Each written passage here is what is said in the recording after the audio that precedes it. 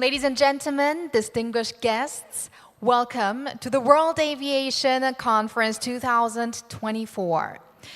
My name is Hwa Kwon, and I've been given the honor to be your MC following day one of the conference. So we will now officially begin the second day of the World Aviation Conference 2024. And we will be doing that with the first session of today, which is session 3. But before we begin, I would like to provide you with some guidance regarding the questions that you can give to the speakers later on. Participants can use the SimFlow system by scanning the QR code that we will be displaying here on the screen to view their presentation materials today and submit questions to the speakers.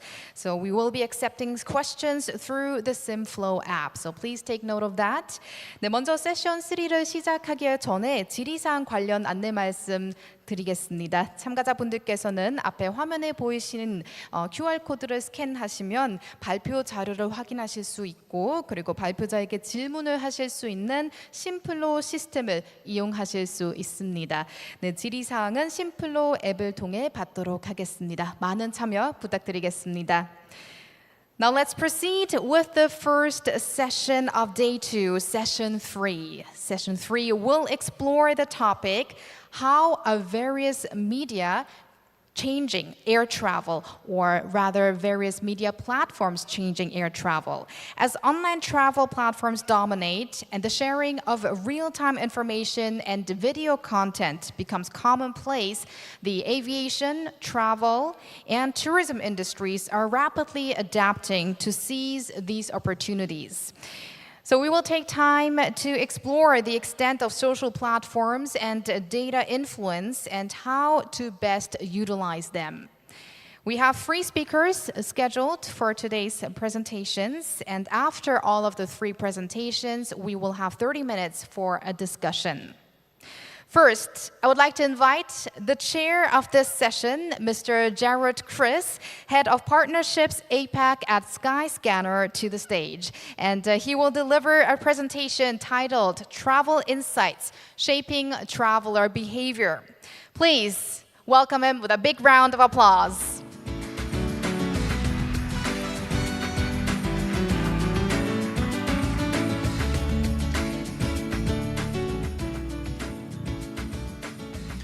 Thank you very much. Good morning, ladies and gentlemen. It's a pleasure and a privilege to be here for what is day 2 of the World Aviation Conference. I wanted to firstly open up and just say thank you to the speakers yesterday. It was amazing to hear some of the ideas and collaborative efforts. I think that was the one takeaway that I kind of walked away with yesterday. In a global landscape, we need to collaborate across airlines, airports, and destinations to work together to be able to build and continue to grow the aviation industry. Today, I will be, of course, moderating this session, which is all around the impact that media platforms have in air travel. And myself, as well as my esteemed colleagues, will be speaking around the influence that data and meta and OTAs all have in that space. I'd like to firstly introduce a couple of my colleagues that will be co-speaking today. So firstly, we have Mr. Sandro Kalutz from Ipsos. He is the Chief Innovation Officer. Sandro?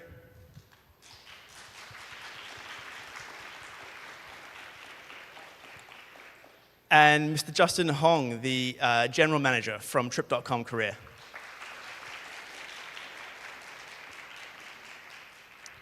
It's a pleasure to be sharing the stage with you gentlemen today. So, I thought I would firstly introduce myself. My name is Jared Chris. I am the Head of Partnerships for Skyscanner. If you're wondering what that means, I work extensively with airlines, destinations, and of course airports in how we can actually engage in influencing traveler behavior and audiences. But you're probably also wondering who Skyscanner is and what we do. Well, we are one of the world's leading travel marketplaces. And when we speak about travel marketplaces, we actually refer to us as a meta search engine, in that we sit a layer above those airlines and online travel agencies in which we send a lot of traffic to. And our job is to connect the millions of travelers with a transparent pricing, inspiration, confidence, and trust in booking their next trip. Of course, our reach is far and wide, and you can see from the number behind me, we actually have over 110 million users globally. So you're probably wondering where they actually sit and where they lie. Well, we manage over 52 markets globally. That's connected to 180 countries. And of course, we localize that content with 32 languages. And the takeaway from this is really in the number behind me, which is we have over 35 million searches globally every day. The amount of searches is phenomenal. And when travelers search, they don't just search to one destination. They search to multiple destinations. So they will search multiple times in the same session. And the importance of understanding that is really what powers everything we do. And that is, data is the baseline for how Skyscanner operates. When we talk about data, we look at travel intent data. So this is forward-looking data. And I'll give you an example of how that is captured. So every time a traveler makes a search on Skyscanner, we look at the origin, we look at the destination, we look at the dates, we look at the amount of passengers they're searching for, and of course, the cabin class. That is just the top layer of data. We actually collect 295 different unique variables underneath that. And that formulates the insights for our Travel Insights product. And this is really our own first proprietary dashboard that we can kind of understand how travelers are searching and what's important to them. And we actually look at the behavior behind that. So we can look at historical data when it comes to 2019 as a benchmark versus 2020, 2024 as we look at the recovery, how markets and regions have recovered globally. So we work with partners in being able to share that data to help inform how they can actually reach and engage those travelers, whether it's an airline, an airport, or a destination. So this really sort of shapes how we actually talk to our partners and obviously how we actually talk to our travelers. And I wanted to give you a quick example of some of those metrics that we actually capture. The first, of course, is the booking window. This is really paramount in understanding when travelers are searching. So how far out in advance are they actually searching to when they book, to when they actually arrive at that destination? That will, of course, vary between international travel, domestic travel, globally from different regions, market to market, and on a route level as well. So that's really the baseline as to how we can understand when we serve the right message at the right time to travelers to engage them to convert at a higher point. The second is really our bread and butter, and this is our search and redirect data. As I mentioned and explained earlier around how a search partakes, a redirect is once you actually have those itinerary results, we then give the traveler the choice to click on an itinerary that best suits them and redirect to an airline or an online travel agency to then book. So that shows the booking intent.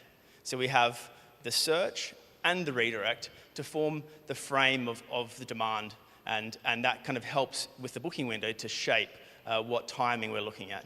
And last but not least, we actually have a few other metrics. One of them is key. So as a matter, every airline partner we're connected to, we have the network market share of those airlines, based down to a route level.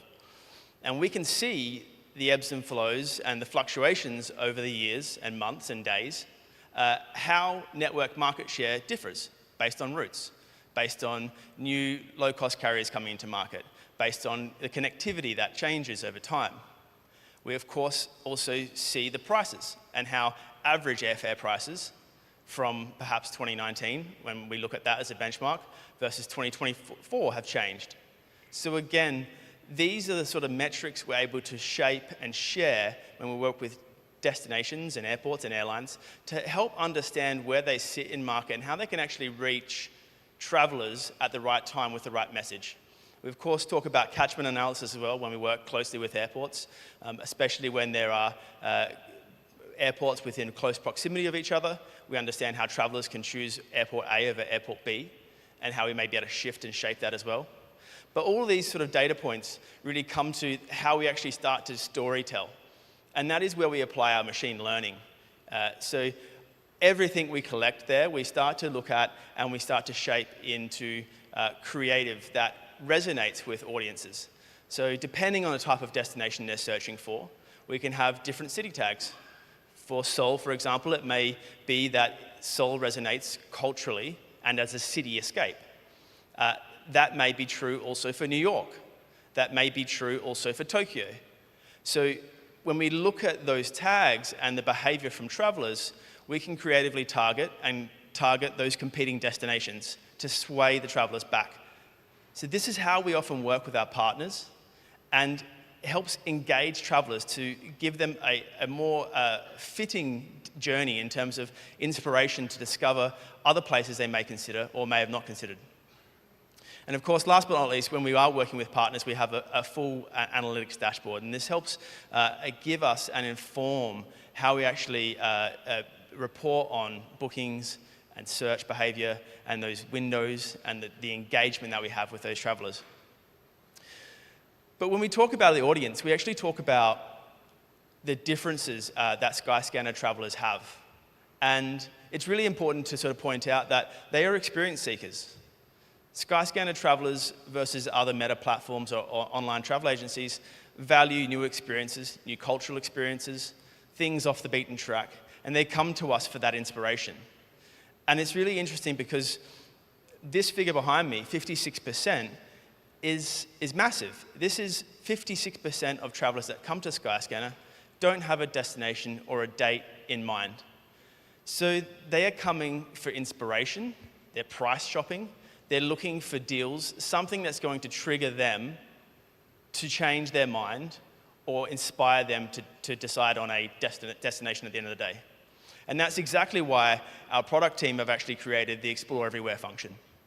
Now, the Explore Everywhere function, if you haven't used it before, is simply you have your origin, so we're in Seoul, and if you're not sure where you're going, you can simply type in Explore Everywhere, and it will give you a list of chronological order based on your origin, the cheapest and most expensive, and areas within your proximity.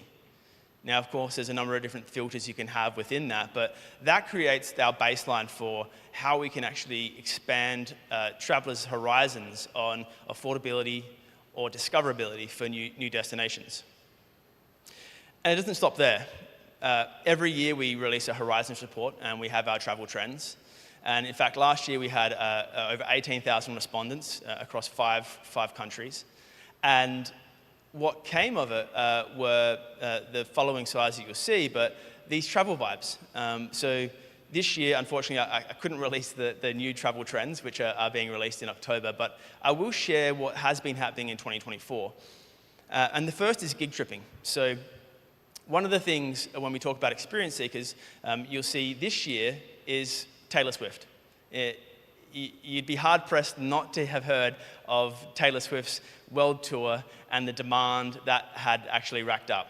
In my office alone, I had countless colleagues with multiple laptops vying to try and get Taylor Swift tickets. Now, the reason I'm speaking about that is because gig tripping is now indexing extremely high. They are valuing the experience of seeing Taylor Swift, and they don't care where that is.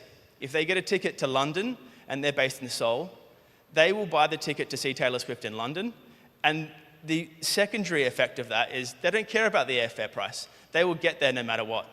So they're traveling based on their passion and their vibe. And we're similarly seeing that across this main character energy. You may recall Emily in Paris, a Netflix show. We had season 2 premiered, I think, the end of last year. Off the back of that premiere, we saw a 500% to 600% increase in flights searches to Paris because people wanted to put themselves in the shoes of Emily in Paris and discover these icons and these amazing experiences that she had on her journeys through Paris.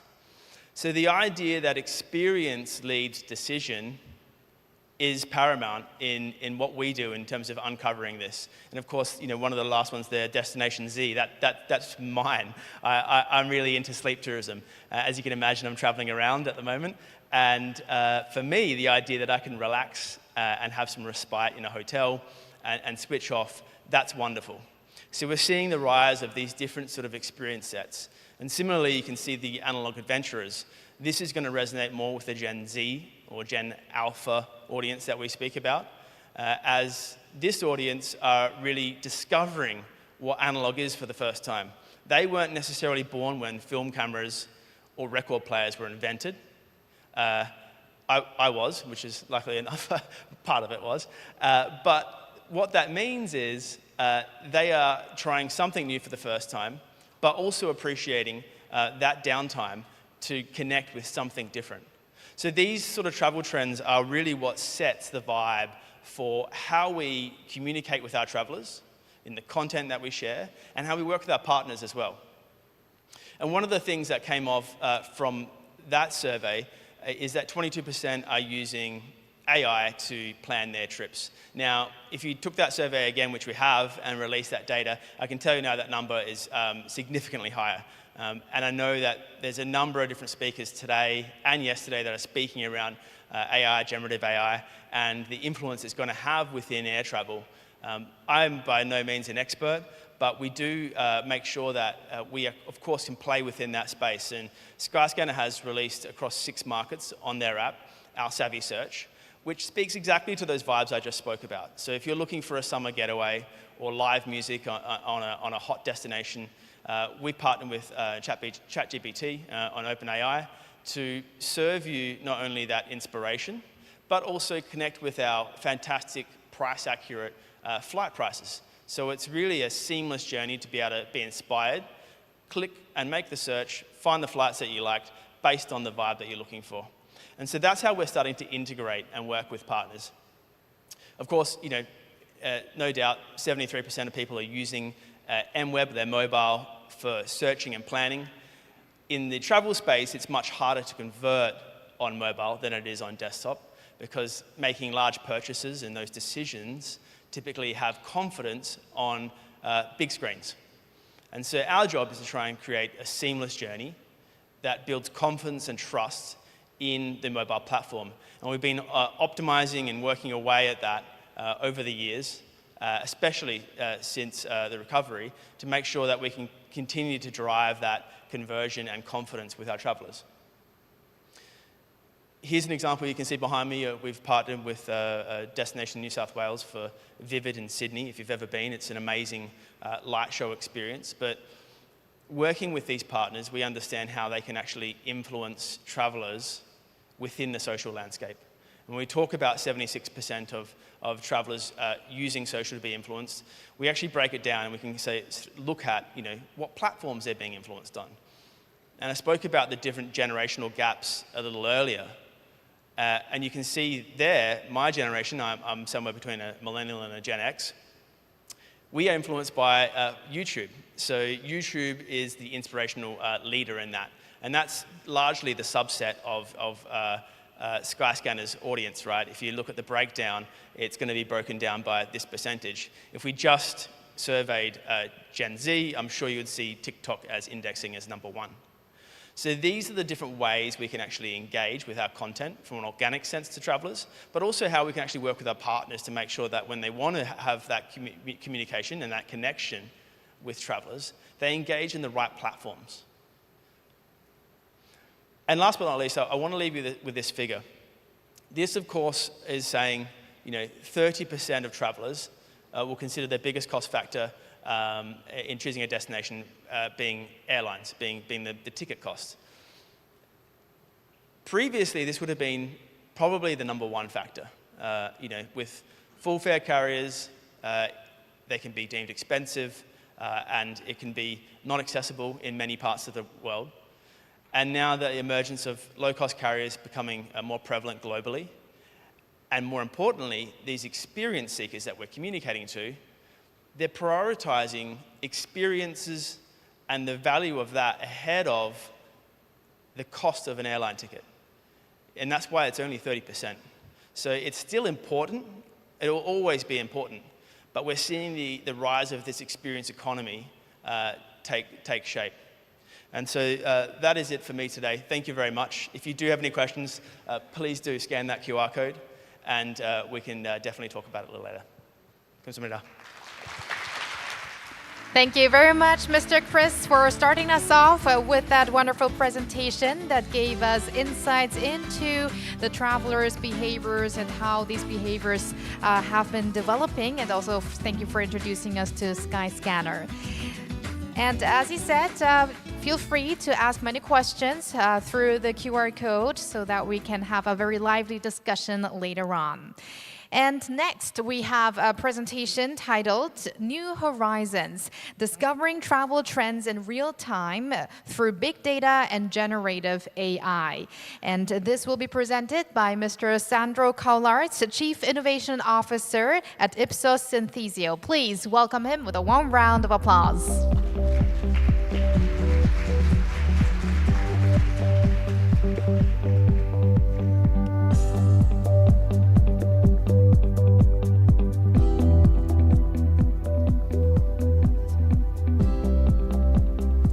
Thank you very much.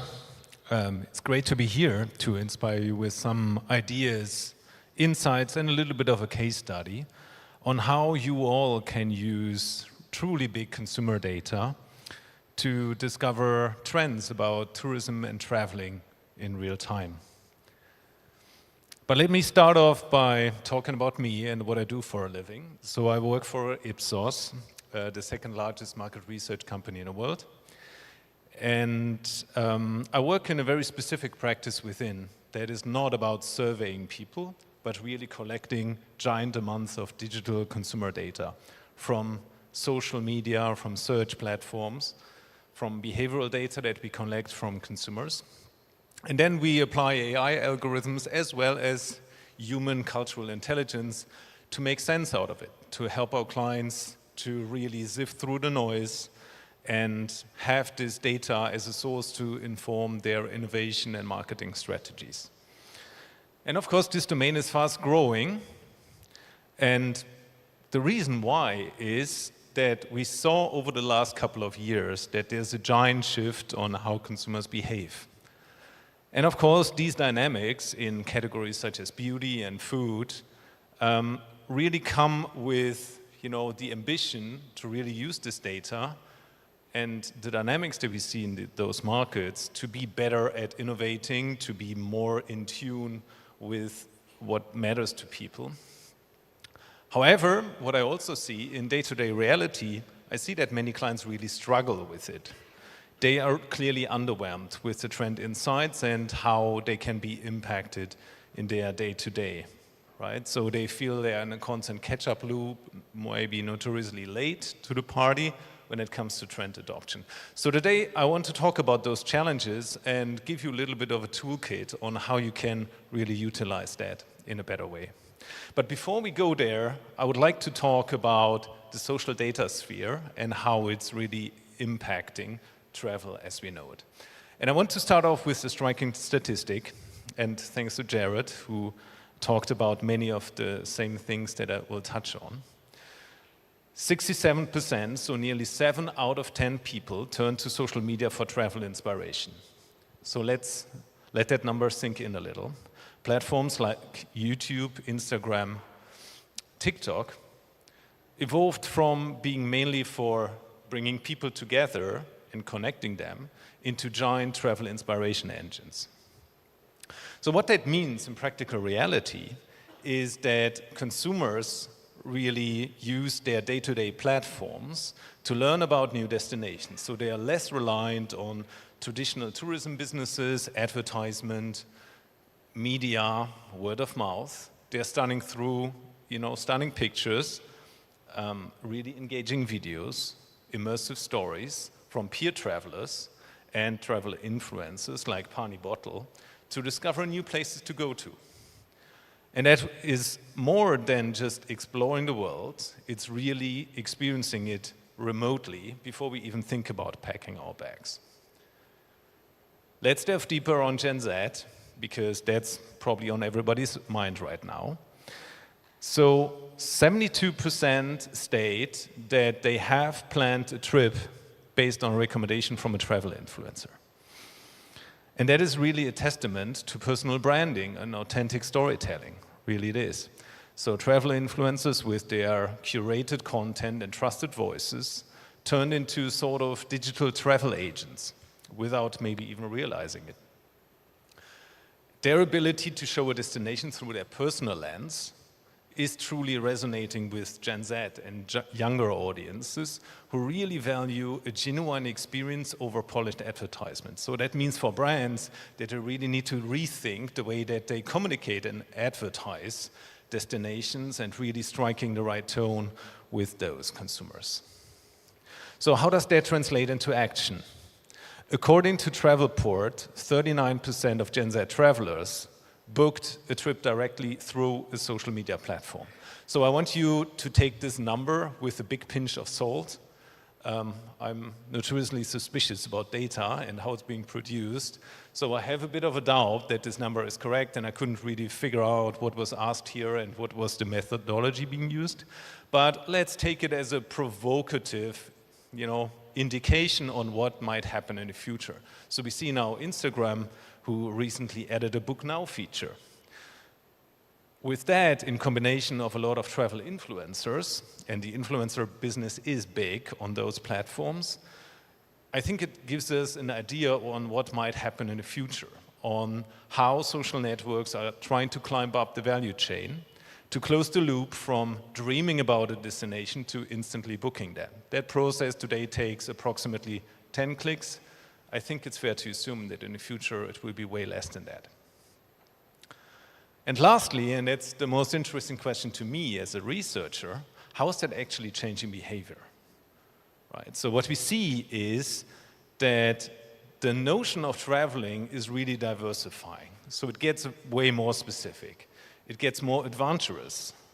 When people follow travel influencers to look for offbeat locations, lesser known destinations, or more specific types of travel that you see here, like culinary travel with a clear focus on food, or solo travel, going with yourself on a self-discovery journey, or something that we call eco-elegant travel.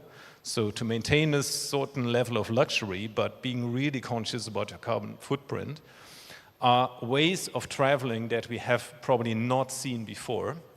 And that opens a whole world of new opportunities for the travel industry, because people are trying to escape the big hotspots, it is diversifying destinations, and so forth. So I think we can all agree that it is in fact revolutionizing the way that people will travel in the future. And that's why me as a market researcher is really the prime resource to look at tourism and travel trends. Let's now switch gears and look at how we actually do it. So let's tap a little bit into the theory of things. So the trend frameworks that we build for our clients to help them to first map and then monitor trends looks at 3 levels of change, and crucially how these 3 levels are interconnected. So let's start from meta and then go down to the nano level. So the first level we look at is macro forces. These are the deep currents, the avalanches in slow motion, with far-reaching long-term impacts. These are things that don't change very fast. They go on for decades. An example of it would be our fragile planet and climate emergency.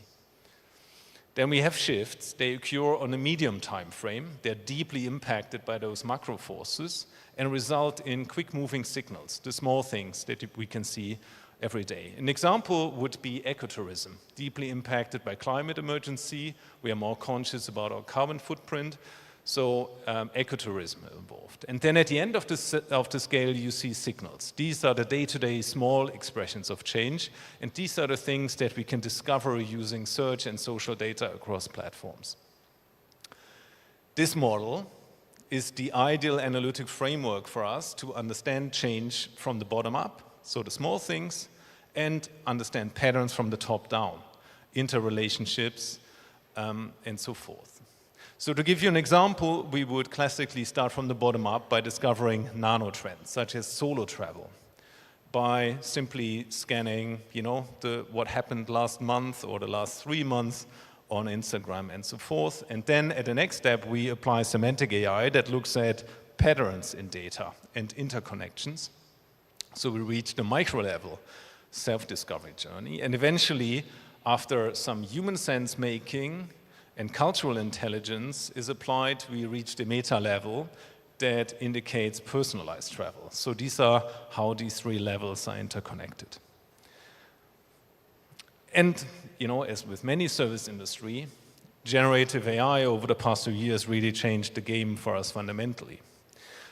Last October, we launched an application that is called Signals Gen AI that you see here on the screen that essentially gives you access to instant insights in a very actionable way within 60 seconds. So you would take 50 million of data points on travel and tourism, and the user can turn that into insights depending on what they need with an instant through 3 simple clicks.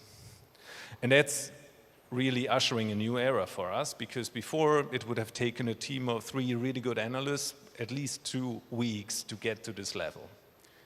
It's an end-to-end generative AI process, and unlike applications like ChatGPT, it's based on a prompt library. So we don't want people working with this data to prompt it openly, because not everybody is very talented at prompting, and the data is more messy than what you will find in ChatGPT. So we build a library of predefined, expert-developed and validated prompts that don't hallucinate and fabricate insights.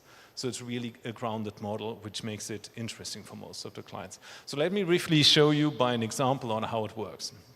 So let's assume we collected 50 million data points on travel and tourism, and you want to explore a theme such as, it's running now, such as Gen Z summer vacation. That's what you want to explore. And then at the next step, you can refine your data set further. So you can look at countries, languages, specific platforms, or time periods, to then eventually select the prompt that you're interested in. Let's say we are interested in a trend clusters that we saw emerging or maturing over the past 12 months. And then a few seconds later, the insights get delivered to you. So it's scanning the entire data corpus for the most relevant data that represents your instructions to then give you the key trends that it could discover. And the big thing about it is that it's not black boxy, such as ChatGPT sometimes, but it really gives you the data point behind it as well. So you can really see how that is rooted in data, and that's the big difference for us. So let me try to make that a little more tangible and talk about a case study that we recently did for a leader in the tourism space, at least in Europe, to look at ecotourism, because they were sure there's something about it, but they really couldn't grab it. So they asked us to map the landscape out and then help them to understand what's here to stay, what's going to rise. So a lot of predictive analytics associated to it. So the first step we took is really mapping the landscape and try to understand what are the meta trends that we see around ecotourism and the related microtrends and nanotrends.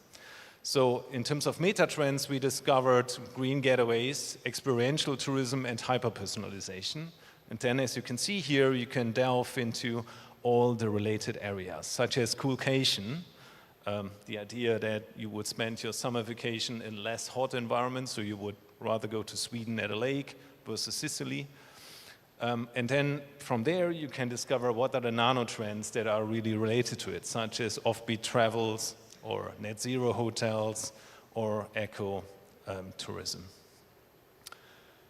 And then after we discovered and prioritized those based on our client's business, we would then start collecting data points on all those. So we would look at how mature is this trend currently, what was the historic velocity from the past couple of years, and what are we predicting in terms of growth velocity for the next 12 months to really have a look ahead what's going to happen. The one thing that I want to emphasize on, which is very important, is we as humans have this very bad tendency to look at the world in a too narrow framework. And that means that we overestimate the impact of trends on the short term and underestimate it on the long term. So what we do in the last column here is discovering very early a trend cycle and the stage a particular trend is in. So first you need to understand which shape it's following. If you know it's following an S-curved shape, like a bell curve, you know there will be a moment that it will just fade out and ebb away and nobody would care about it. But if you know that it's following a different shape, like a waveform, and you know exactly the stage it's in right now, you have better momentum to anticipate where it's going to head, right? Say quantitude travel as an example. So it's on scaling maturity. When you look at the historic velocity, you may be inclined to think, oh, it went already past its climate and the impact is probably overestimated. I think Jared called it Generation Z, so sleeping and calming down and so forth in our busy lifestyle. But when you zoom out, you actually see it's in its infancy.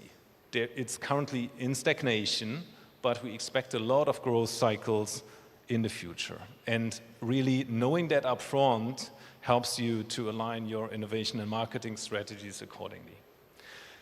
And then eventually, our analysts dive into it. So to understand the context, what's driving that particular trend, how does it find a place in people's life? Is it really relevant for most of the consumers? So the notion of what kind of need is it actually addressing is very critical, because if it's not, and it doesn't have a strong connection to things that people really struggle with in their life, it's likely to ebb away very fast. So if it's not delivering against your desire to reduce your carbon footprint or have a more convenient family vacation, there's probably little point for it to stay. And of course, we also look at the audiences that are currently engaging with the trend and likely in the future. Ultimately, what we're trying to do here is to give our clients an idea of way in, how they can utilize it for their business. Would it be an interesting springboard for innovation or for marketing or for branding and so forth.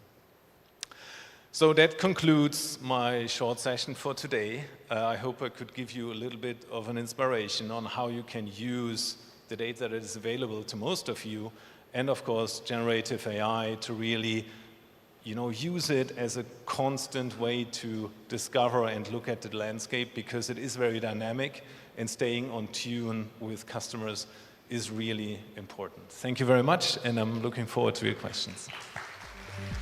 Thank you very much, Mr. Kaulartz. Your presentation surely demonstrated how travel trends are changing based on the digital advancement, such as in generative AI and in big data. Thank you. And finally, we invite Mr. Justin Hong, General Manager of Trip.com Korea, to the stage. And his presentation will be on enhancing app convenience through data and content. Let's welcome him with a big hand.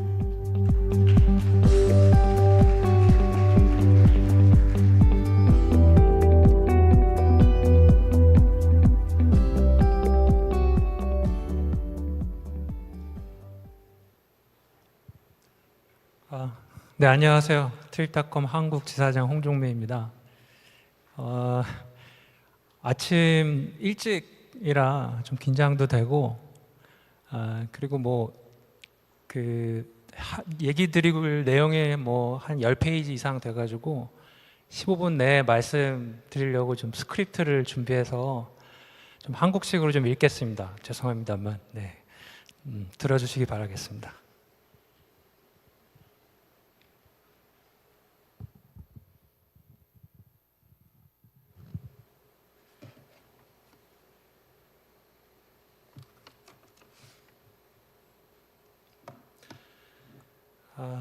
저는 오늘 트립닷컴이란 브랜드에 대해 간략히 소개하고, 트립닷컴이 고객을 위해 어떻게 서비스를 고도화하고 있고 콘텐츠와 데이터를 활용해 앱 편리성을 강화하고 있는지 소개해 드리려고 합니다.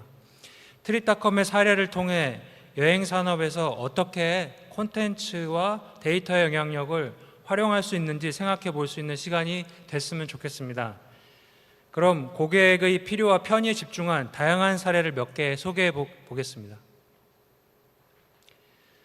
먼저 본격적인 얘기에 앞서 아직 저희 브랜드를 잘 모르시는 분들이 있을 것 같아서 잠깐 저희 그룹 브랜드에 대해서 먼저 소개해 드리도록 하겠습니다.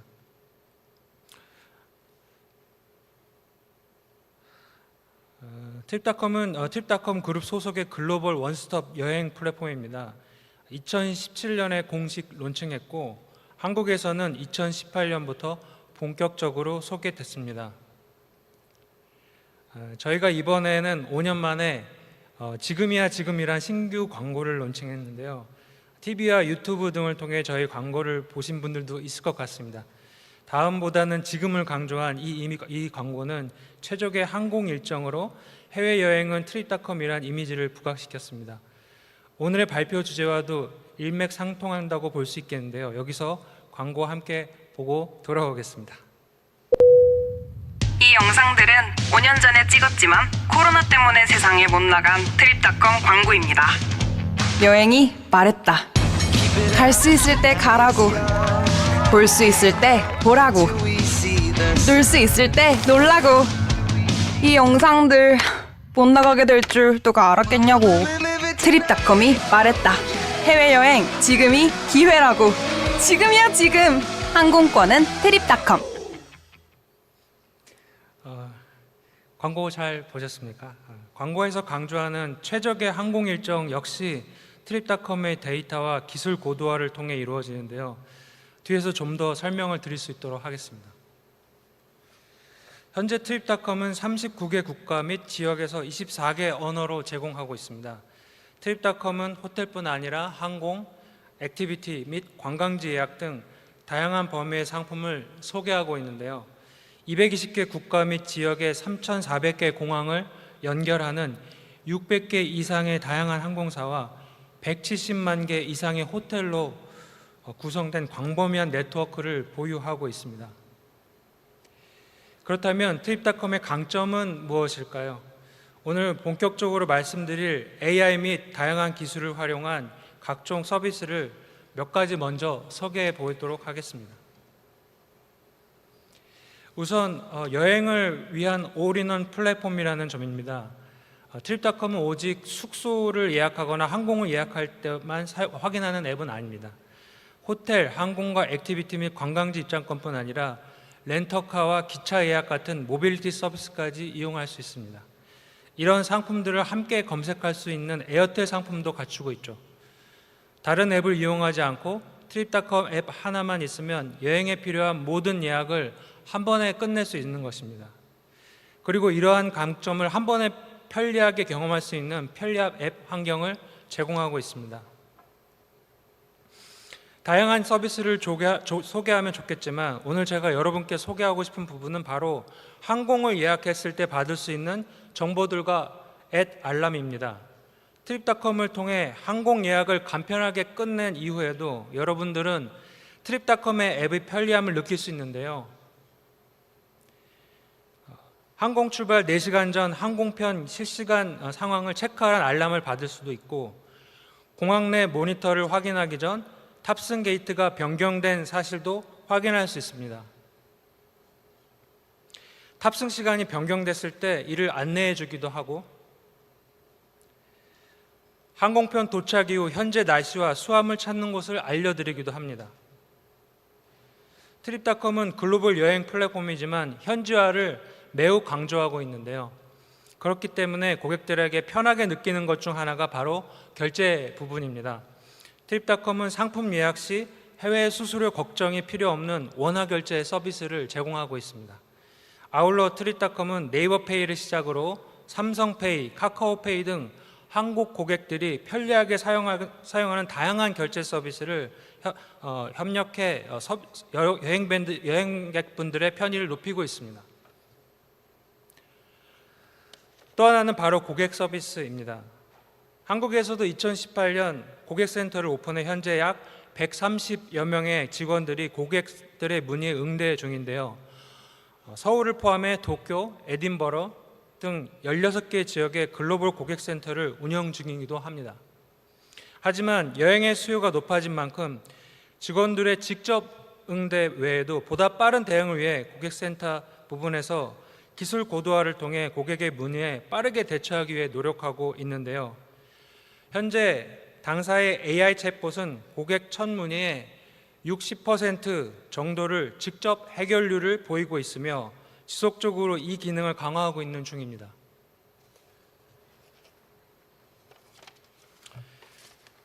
잠시 팬데믹 기간 이야기를 꺼내보겠습니다. 여행 산업에 계시는 많은 분들이 함께 힘든 시간을 보냈을 것이라고 생각됩니다. 모두가 언제 다시 여행을 할 수 있을지 장담할 수 없는 기간이 지속됐었죠. 그때 저희는 여행자들에게 다시금 여행 욕구를 불러일으킬 수 있도록 콘텐츠 마케팅을 강화하기 시작했습니다. 여행 앱을 이용하는 세대가 점점 다양화되고 있긴 하지만 주 타겟 유저들은 MZ세대라고 볼 수 있습니다. 이들은 SNS와 친숙하고 정보와 경험에 기반한 콘텐츠, 영감, 트렌드에 민감하기 때문에 이전 세대와 여행을 대하는 접근 방식이 다르다고 판단했습니다. 그래서 처음 론칭한 서비스가 바로 앱 내 여행 커뮤니티인 트립 모먼트입니다. 다른 사람의 여행 사진과 후기를 보면서 여행에 대한 욕구를 촉진하는 것이죠. 트립 모먼트는 트립닷컴 플랫폼에서 이용 가능한 여행 전문 커뮤니티로 전 세계 여행자들이 서로 여행 정보를 공유하고 나만의 여행 스토리를 만들어 추억을 공유할 수 있도록 하는 공간입니다. 트립닷컴 계정이 있는 회원이라면 누구나 트립 모먼트를 이용할 수 있습니다. 트립닷컴은 트립 모먼트를 앱의 전면에 배치하면서 인스타그램에 익숙한 MZ세대의 여행 욕구를 자극하고 게시글을 올리면 추후 상품 예약 때 활용할 수 있는 트립 코인 등의 리워드도 제공해 지속적으로 이용을 이끌고 있습니다. 이렇게 트립 모먼트는 자신의 경험과 후기를 공유하고자 하는 많은 이용자들 덕분에 풍부한 사용자 생성 콘텐츠 소스를 만들고 있습니다. 혹시 트립닷컴 가지고 계시면 한번 지금 들어가서 한번 보시면 다양한 콘텐츠를 보실 수 있을 겁니다. 이 서비스는 한국에서 2021년 론칭됐으며 매년 이용자가 증가해 국내에서만 6월 현재 누적 8만 명이 넘는 이용자를 보유하고 있습니다. 최근 포스팅 수도 점차 증가하고 있는데 올해 6월까지 포스팅 수는 지난 동기 대비 102% 증가하기도 했습니다. 이용자들이 자신이 콘텐츠를 올릴 수 있다는 것이 가장 큰 특징이지만 이 서비스에서도 AI를 활용하는 방향을 주목할 필요가 있습니다. 아까 트립닷컴 앱에서 이 트립 모먼트가 홈 화면 전면에 배치되어 있다고 말씀드렸는데요. 이용자들의 검색 알고리즘에 따라 AI가 적합한 명소 및 관련 여행 콘텐츠를 먼저 보여주고 이와 같은 내용이 피드의 상위에 노출되게 됩니다. 유저에 따라서 홈 화면에 보이는 트립 모먼트 내용이 전부 달라진다는 얘기입니다. 여행 콘텐츠의 퀄리티가 높고 좋아요 등을 많이 받을수록 피드에서 상위에 노출될 기회가 높아지기도 합니다. 하지만 가끔은 너무 많은 정보의 홍수 속에서 현재 어떤 정보가 나에게 필요한지 그걸 어떻게 찾아야 할지 몰라 헤매게 될 때가 있습니다. 지난해 트립닷컴 그룹의 조사에 의하면 여행 계획을 짜는 소비자는 평균 14개 이상의 숙박업소를 검색하고 한 숙박업소당 23개의 리뷰를 읽는데 168분, 2시간 이상을 소비하는 등 정보의 홍수에 시달려 왔습니다. 그래서 트립닷컴은 AI 기반 컨텐츠 큐레이션 시스템을 서비스를 시작하여 소비자들이 이같이 과도한 정보에 시간과 노력을 낭비하지 않고 원하는 상품을 실시간으로 쉽게 찾을 수 있게 함으로써 소비자들의 여행 경험을 한층 강화하고자 하였습니다. 트립베스트입니다. 트립베스트는 전 세계 여행자들이 항공편뿐만 아니라 호텔, 레스토랑, 액티비티와 같은 명소까지 트립닷컴의 모든 여행 상품 내 알고리즘을 기반으로 점수를 매겨 가장 높은 점수를 받은 리스트를 소개하는 당사가 엄선한 추천 목록입니다. 지난해 7월 출시 이후 조회수는 110만 회를 넘겼고 이를 통한 클릭률도 65%에 달합니다. 트립닷컴은 지난 6월 사용자 리뷰와 연중 판매도 및 인기도를 기반으로 선별된 트립베스트 100대 목록을 발표하기도 했는데요. 한국에서는 인기 여행지의 서울 13위와 함께 제주 34위, 부산 95위에 포함되었습니다. 이번 목록에서는 여행지뿐 아니라 숙소 및 관광 명소, 레스토랑 등 다양한 카테고리별 순위가 포함되어 있기 때문에 많은 여행자들의 관심을 받는 곳을 한눈에 확인할 수 있는 장점이 있습니다.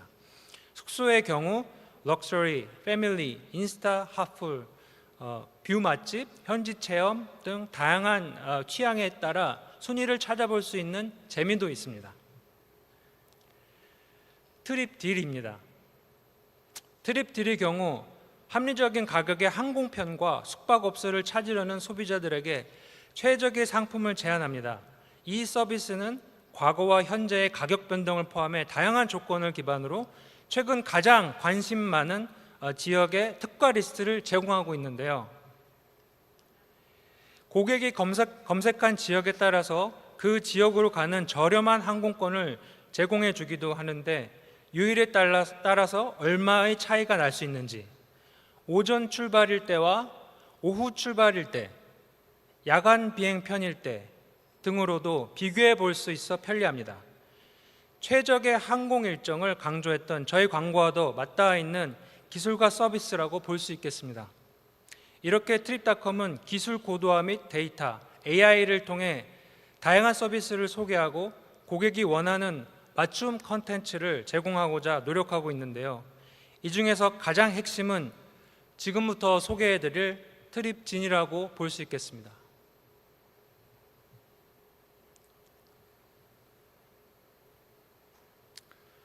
트립지니는 실시간 AI 여행 비서 서비스로 거대 언어 모델을 기반으로 한 대화형 인공지능 챗봇이라고 할 수 있겠습니다. 지난해 2월 여행 산업에서는 꽤 빠르게 트립젠이란 이름으로 베타 서비스를 선보인 이후 기능을 대폭 강화해 지난해 7월 트립지니로 명칭을 바꾸고 정식 서비스를 개시하였습니다. 이때는 우선 영어, 한국어, 중국어, 일본어 등 글자만 인식했는데요. 올해 1월 업데이트를 통해 한국어 음성 인식까지 갖추게 되었습니다. 한번 기회가 되면 한번 지금 트립닷컴 앱을 열어서 한번 보시면, 사용해 보시면 어떤 부분인지 좀 아실 수 있을 것 같습니다. 예를 들어 고객 개인화된 그런 여행 제안을 하는 부분들이 있는데요. 그 안에 예를 들면 70 이상 된 노모와 함께 튀르키예 여행 3박 일정 이렇게 치신다든지, 아니면 3살 아이와 어른 2명이서 함께하는 제주도 여행 4박 일정 제안해줘, 이런 식으로 여러분들의 향후 여행에 대해서 아마 찾아보시면 좋은 그 제안들을 받으실 수 있으실 겁니다.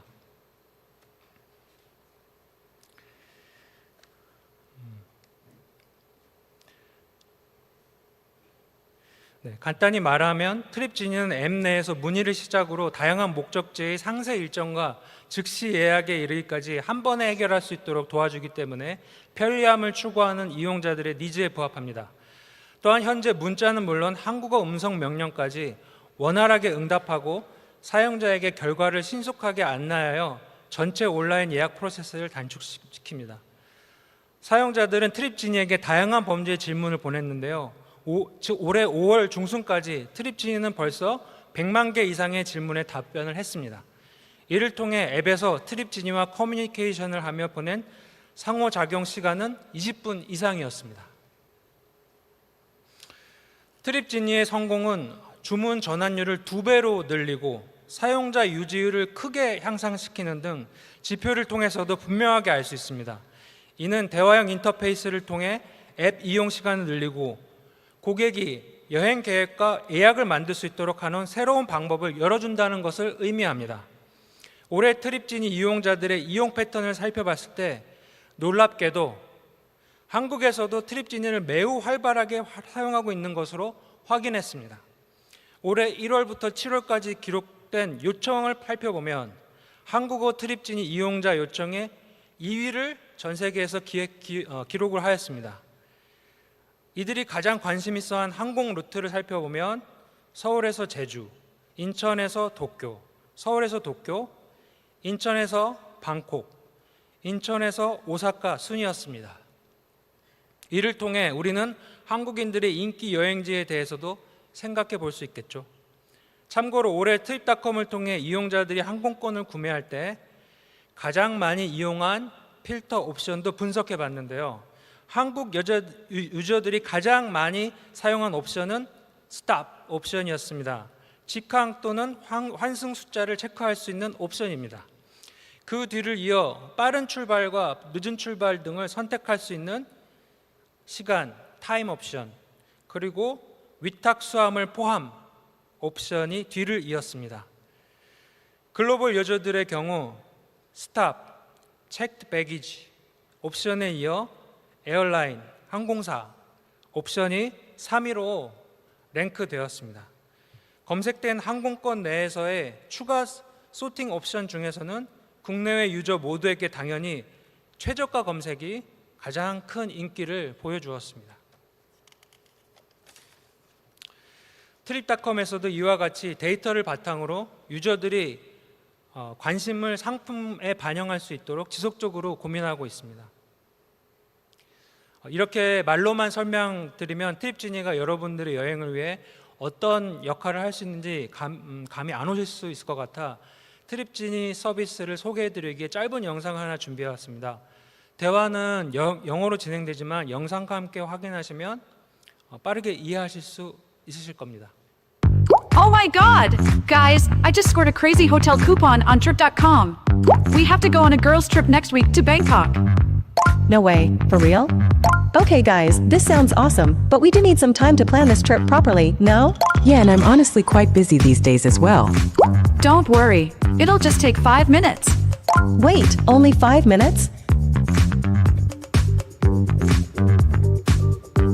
Give me a 3-day itinerary in Bangkok.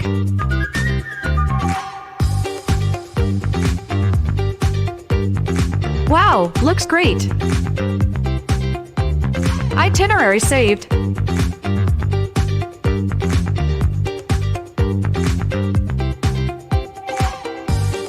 All right, there's a place I want to visit. King Power Mahanakan.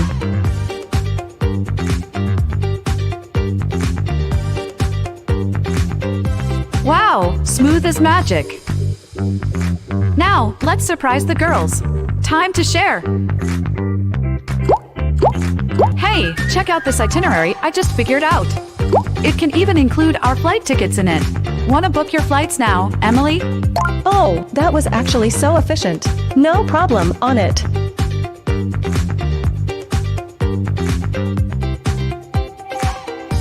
I'm flying from Hong Kong to Bangkok on August 11th. Recommend some flights.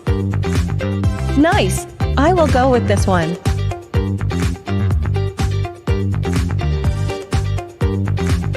Whoa, it's so easy. Okay, so I booked the tickets. Let's all get the same flight together. Actually, on my side, I just redeemed some points directly with the airline. But no problem, I'll just add my flight to the itinerary as well so you guys can see it.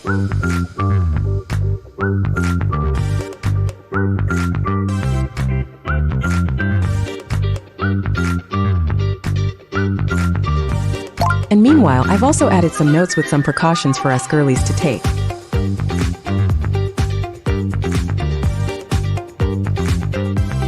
Okay, we're good to go. That was quick and amazing. I'm so excited!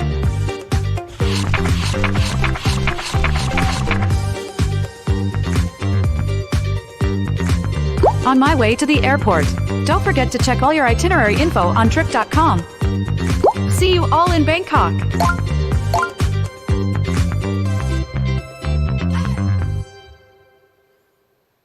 네, 영상 잘 보셨습니까? 여행 계획으로 받는 스트레스 줄여주고 더 많은 여행을 갈 수 있도록 도와주는 여러분의 AI 여행 비서 트립지니였습니다. 트립지니와 함께하면 계획은 적게, 여행은 많이 생각해 볼 수 있겠죠. 향후 트립닷컴의 모든 서비스들도 역시 이렇게 고객들의 편의성에 맞춰져 진행될 예정입니다. 트립닷컴은 코로나 기간에도 그리고 그 이후에도 지속적으로 제품 및 기술 개발에 매진했으며 고객 서비스에 대한 확대 및 투자도 활발히 진행하고 있습니다. 그리고 이 모든 서비스를 통합해줄 트립지니 고도화에 집중할 예정입니다. 저희가 지금까지 트립지니를 운영하면서 경험한 것은 국가나 세대를 넘어서 개개인의 고객 선호도가 매우 다르다는 것입니다. 숙소, 항공과 같은 한 가지 단일의 카테고리로는 사용자들을 만족시킬 수 없다는 것을 의미합니다. 이에 따라 트립닷컴은 서비스가 운영되고 있는 200개 넘는 국가 및 지역의 여행자들의 보다 개인화되고 직관적인 나만의 AI 여행 비서를 만날 수 있도록 트립지니에 대한 투자를 강화하고 사용자가 즉시 이를 이용할 수 있는 여행 계획을 제공하기 위해서 노력할 것입니다. 이와 같은 트립닷컴의 노력은 고객들을 단순히 항공과 숙소를 예약하는 여행 플랫폼이 아닌 트립닷컴 안에서 고객들이 필요한 모든 정보를 찾고 여행을 마무리할 수 있도록 글로벌 올인원 원스톱 여행 플랫폼으로 발돋움할 수 있게 도와줄 것입니다. 이상 트립닷컴 홍정민이었습니다. 감사합니다. Thank you very much for that informative presentation, Mr. Hong. It showed us how convenient travel platforms have become thanks to AI and other technology. And Mr. Hong, you may remain on the stage for the panel discussion. We are now going to invite all of our members back to the stage for a discussion. So Mr. Justin Hong and also Mr. Sandro Kaulars and Mr. Jared Chris, you are going to join us on the stage for the discussion. And I would like to remind our participants to continue to submit your questions through the SimFlow system. And I'm now going to turn it over to Mr. Jared Chris, who is going to lead the panel discussion and the following Q&A session. So the microphone is yours. Thank you very much. That was fantastic, Justin and Sandro. So a pleasure. We do only have just under 20 minutes left, so there's a lot to get through. I wanted to kick things off with one that has been sort of trending and been upvoted here. I'm going to actually put this one to you, Sandro. So collecting and processing data is the job of technology, but analyzing the human behavior within that data and applying it to work is up to people. What skills do you think are important for someone to analyze data?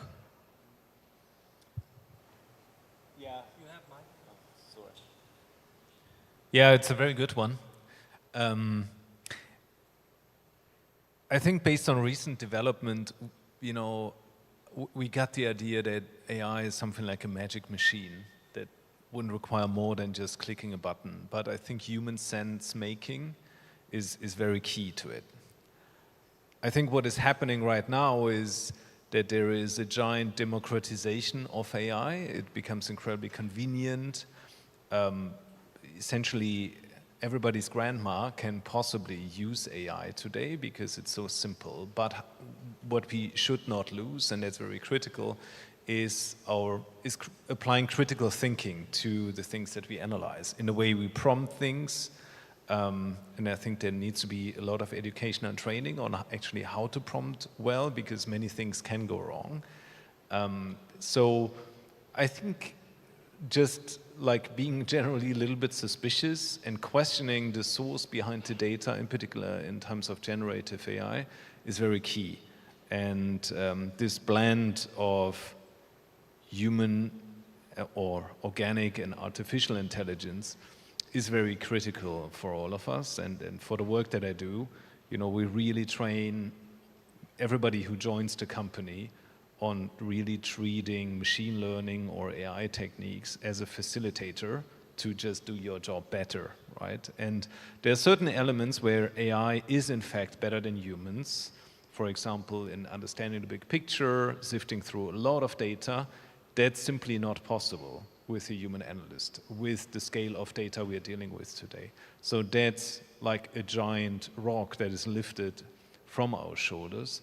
But then when the results come back, you really need to start questioning how was it produced? Is there any black box effect that we may be looking at? So it is not very easy to navigate. I will be honest, when I started working market research 20 years ago, it was way easier and way more clear than it is today, because we are layering AI over AI, and at some point nobody can understand anymore, and we're just at the start of it, to be honest, so it won't get better from here. So critical thinking is, I think, the most important skill that I would probably call out here. Great, thank you. I'm going to stick with you just for a second, Sandro, because I think moving away from AI, but from the social data that you presented, there was a question around honesty, and how honest do you think people are on social media, and to what extent can that data be trusted? Yeah, it's also a very good one. Trust is a difficult beast to deal with, because on the one hand side, we know that not everything can be trusted, right? So the definition of what a fact is quite blurry. Not going into geopolitics, but I think we can all agree that over the past couple of years, probably the last 10 years, we lost a lot of trust in social networks as a truthful source. And again, being a little bit critical on what am I consuming here in terms of information is important. But if we park this idea of fact versus fiction a little bit, what we should be thinking about is the impact that it's creating, right? So someone who completely fabricates a hotel review because of being paid to do so or other motivations, I don't know, is in fact impacting people's behavior, right? So if I want to stay in a 5-star hotel in Bangkok, what our natural instinct is the good, the bad, and the ugly, right? So that's how we consume reviews, and that is really the role of reviews. So if it's truthful or not is simply not something that anyone can control anymore. Well, maybe the owner of the business is, by getting in touch with Google Places and claim that and try to prove, but we know that that's not really working anymore. It used to work back in the days, but it's getting more and more difficult. So I think a more balanced view, and what am I looking at, right? Would I not go to a restaurant because there are a few folks who complain about the toilet not being as nice as they would have expected? So that's one thing, but there's also a lot about cultures. I mean, I was born and socialized in Germany, so we have a very straight to the point way of communicating on the web as well. So if you had a mediocre experience about your hotel stay, I think most of us wouldn't create a review on that, because it's either the high or the low points that motivates us to comment on something, because if it's lukewarm, we would usually not do it. And then if you're German, you would call out the things quite verbally, that you disliked, and an Englishman would say, it's not my cup of tea, right? So, I mean, when we think about the intensity of emotion, it's also a very important factor within. But, the important aspect is also we need to blend emotion and functional things that are being called out, right? So for us, it's very interesting when you look at a review of a hotel room where a person may state, well, the price was okay, but the bed was really uncomfortable, right? So we bring together those strong and less strong emotions with the feature of the hotel room. And that's an important knowledge, because eventually that will help us to understand what is actually driving or not satisfaction and dissatisfaction at this hotel. In the end, we know that the bed was truly the problem. The rest was quite okay. So emotion mixed with those functional aspects are quite important on how we should look at this data. Great, thank you so much. Justin, over to you. Amazing speech. And there's been a lot of questions coming through about Trip Genie. I think it's obviously been heavily invested in. It looks fantastic. It's very, very usable. A few things here. So one, are you generating sales from Trip Genie, and how are you measuring that? And then off the back of that, there was some questions around, they've been seeing Trip.com television ads here in Korea. Is Trip Genie available globally now, or is it in certain markets? It's globally available. But service-wise, I think that still we are increasing the number of languages. We start from the English and Korean and Japanese and Chinese, but then we are adding up. And texting, writing down, verbally ordering some informations or asking questions is quite different from the user friendliness. So. But interestingly, our company very put Korean language, verbal Korean language, put high priority and start first. So now, as I mentioned, Korean people are very heavily using Trip Genie in written and also verbally. So one thing also interesting about Trip Genie, if you use a ChatGPT, what should type in to figure it out the perfect route or travel journey in new places. It's not easy just exactly what information you should ask.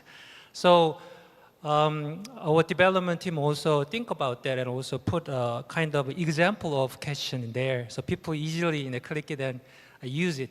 So as an example, so it's not just giving a Trip Genie or a ChatGPT and use it. It's not something that you can just imagine people start using very professionally. So need a lot of additional effort in details. Yeah.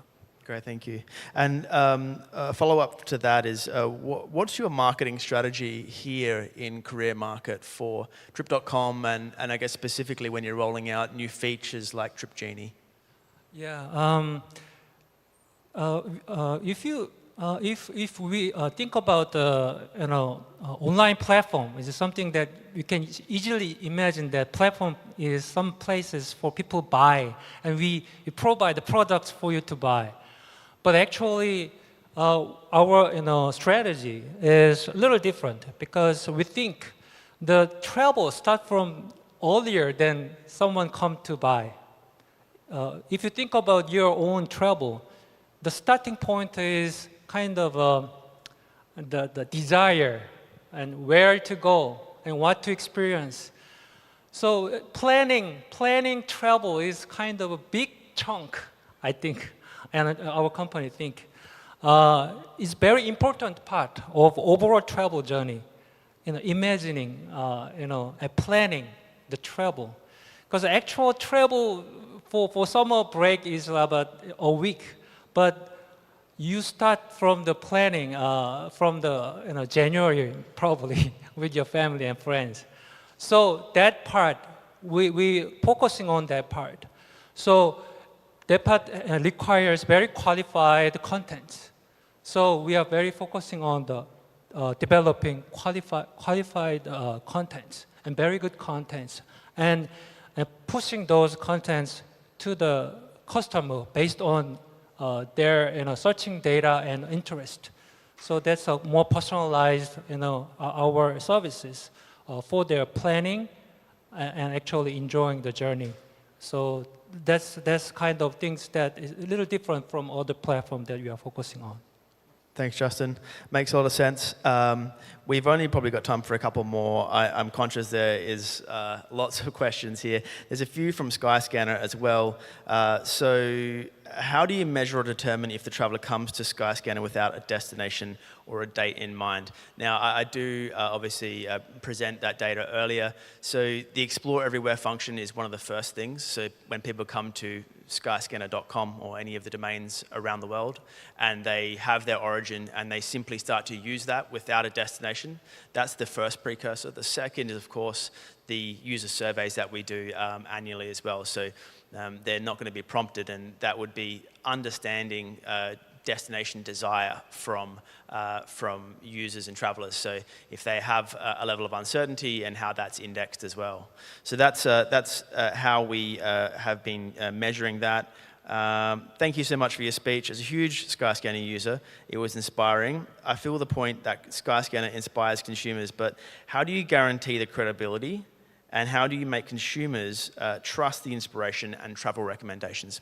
That's a fantastic question. Everything we do in Skyscanner, we always put the traveler first.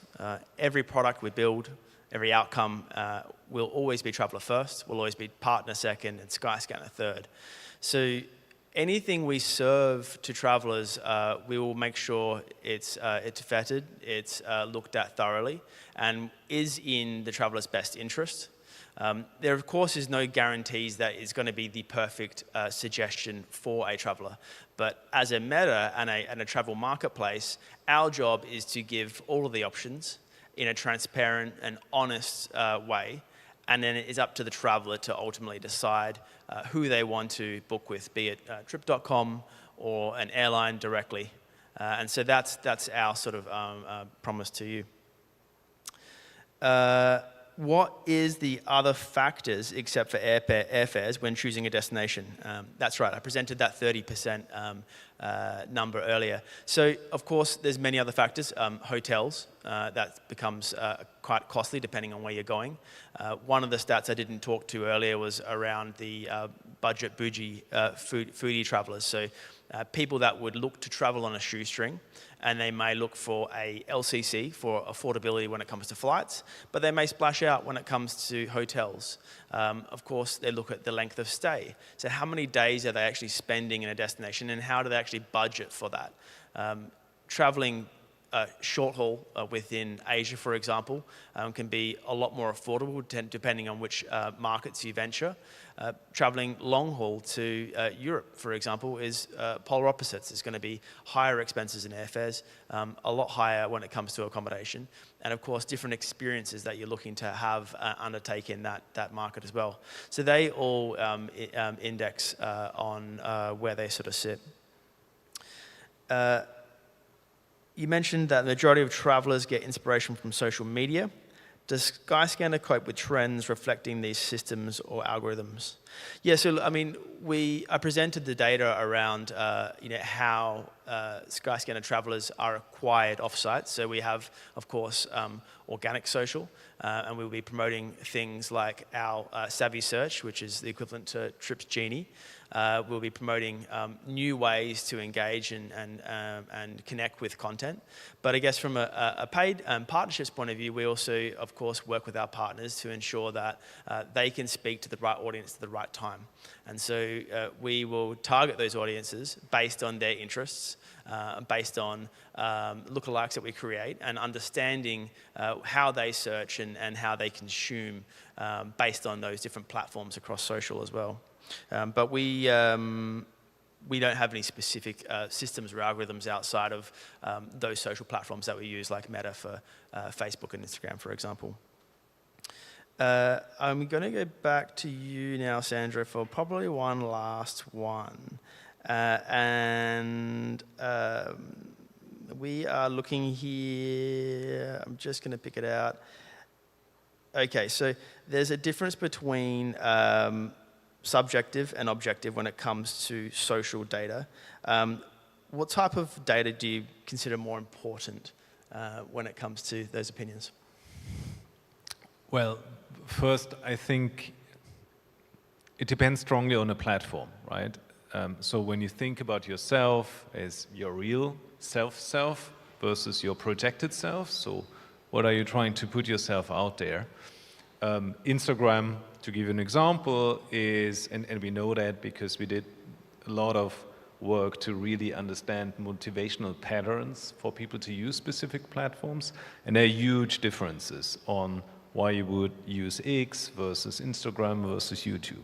They really serve different roles in people's lives, so we like to think of them as like a one giant, pot of things that people use, but actually they all individually fulfill different motivations at the moment.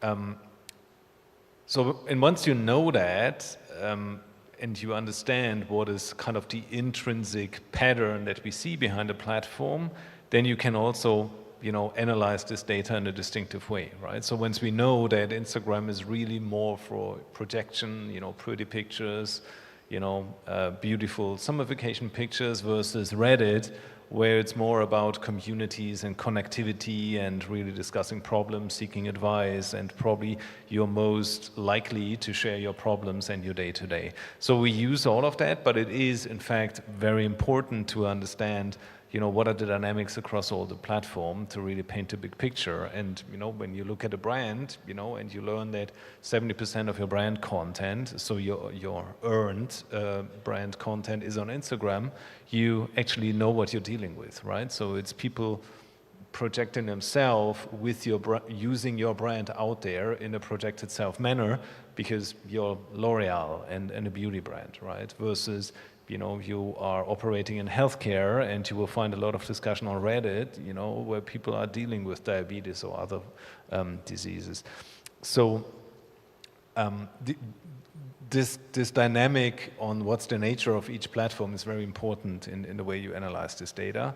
But it is, in fact, very important to understand, is this post about someone who's trying to put themselves out there, or is that like deeply honest and somebody seeking advice?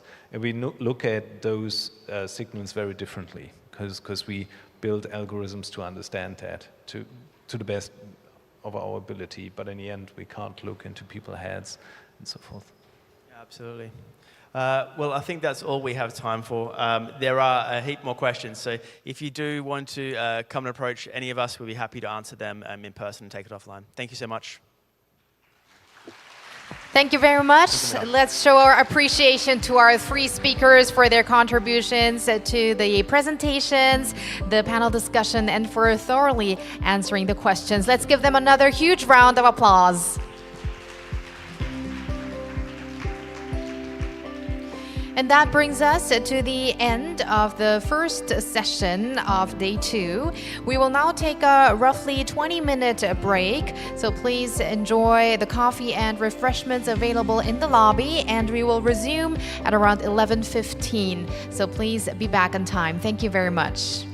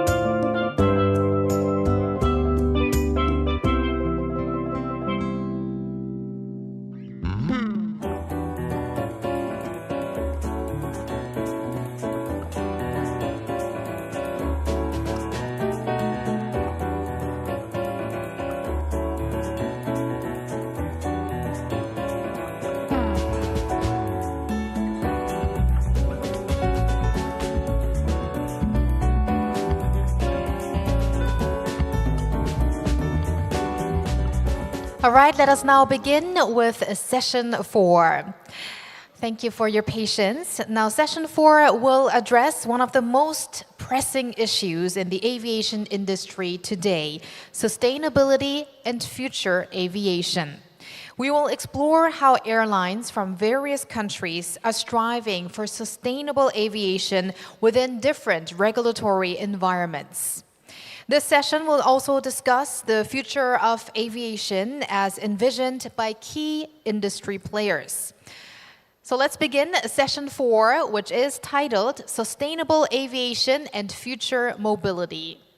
Our first speaker in this session is the session's chair, who is Mr. Juri Streitven, Head of Aviation Partnerships at Royal Schiphol Group, and he will present on the topic, a perspective from a major hub in a small country.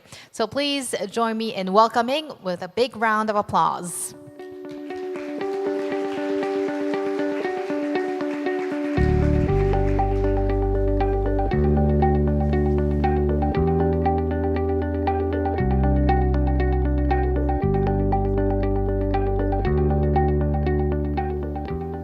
So, good morning, ladies and gentlemen, good morning all.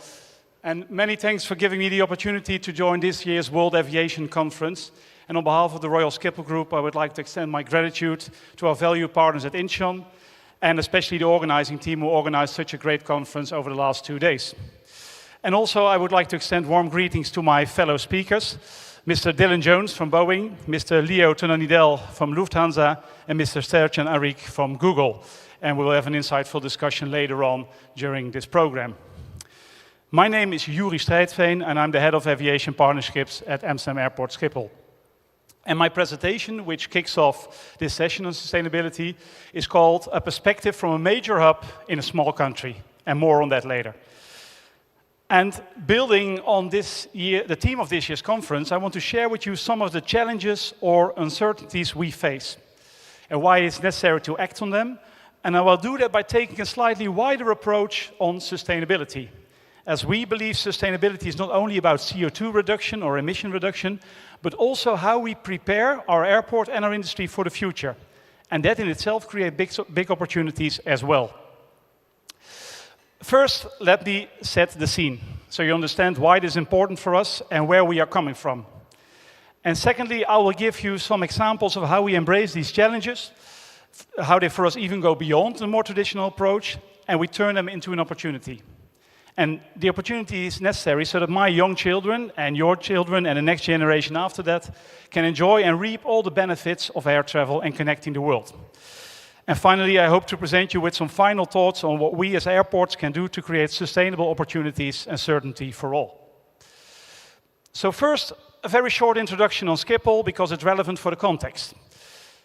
As you might be aware, the Netherlands is a very small but very densely populated country with only 18 million inhabitants, bordering on the North Sea. And actually, our country is below the North Sea. So most of our country is under sea level.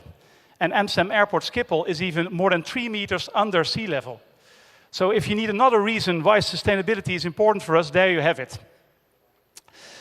The Royal Schiphol Group, which is the parent company of Amsterdam Airport Schiphol, is also the owner and operator of Rotterdam The Hague and Lelystad Airport, which are major regional airports in the Netherlands. We also have a stake in Eindhoven and Maastricht airports, but we also are active in Australia and in the United States. So in Hobart and in Brisbane we got a stake, but also we operate the terminal and retail activities at Terminal 4 in JFK. And we are a company which shares our majority government owned by the Dutch state and the cities of Amsterdam and Rotterdam. And also we work quite closely with our global partners, like our host here today at Incheon. And as many speakers already underlined over these last 2 days, cooperation is one of the keys towards success in this field as well. And I was tempted not to share these figures with you, but I thought I might do that as well, because like our host today, we are a country and an airport who punch above our weight. If you look at the number of inhabitants we have compared to the connectivity and the passenger market we serve. So you see right there, this is the European top 10, based on research by SEO and commissioned by ACI. And you see Amsterdam there in 4th position. This is the 2023 numbers, and we expect the 2024 numbers to almost reach the 2019 levels back again. So again, a remarkable story of how aviation will bounce back after those years of COVID. But there's also another thing we are quite proud of, and that's our connectivity. Amsterdam Airport Schiphol serves over 300 direct destinations. 300 international direct destinations, because in such a tiny country as the Netherlands, we don't have any domestic flights. So this is quite big for a country with such a small number of inhabitants. And we can only do that by being a hub. So we really connect people together. And in that system, we compete, of course, with major players like Frankfurt, like Paris, Heathrow, but also further away, Istanbul, and the airports in the Middle East. But this is a number we're quite proud of, 305 direct international destinations. And for us, that's another reason why we think this is important. But success is always challenged, and not only by our competitors. And the big task for us at Schiphol, but I believe at some time or another for everyone here of us working in the aviation industry, is to find a good balance between the ever-increasing demand worldwide, and we've seen the numbers yesterday, between the ever-increasing demand worldwide and the short-term and long-term issues in a very unpredictable world. And for instance, how do we deal with an aging population and keep attracting a skilled workforce who want to work in a clean and sustainable working environment? How can we be a really good neighbor for our neighbors by reducing the negative impact of aviation to retain our license to operate? But also, how can we work together with the same local community to create a strong, economic strong, livable and well-connected region? Not only via air, but also on rail. Because the Netherlands is a very open economy. Our economy is based on transport, logistics, services. So in an outward-looking country, which the Netherlands has to be because of its small size and small population, we need that connectivity, but we also need to balance it all within a very densely populated area.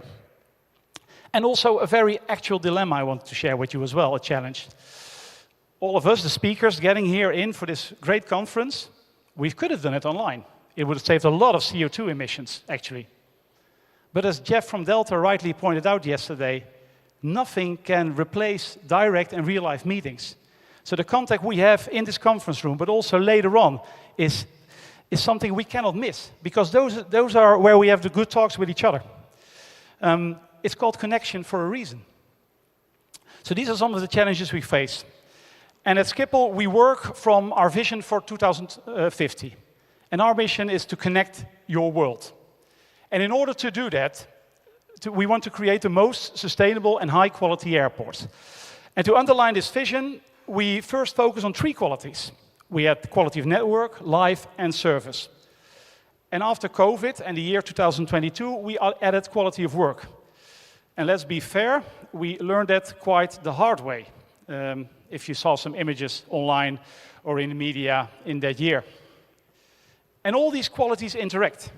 And while we as an airport do not have full control over every part of our industry, especially emissions, there are 3 things we can do to accelerate change throughout the chain to create a sustainable future. And I think it's innovating, incentivizing, and investing.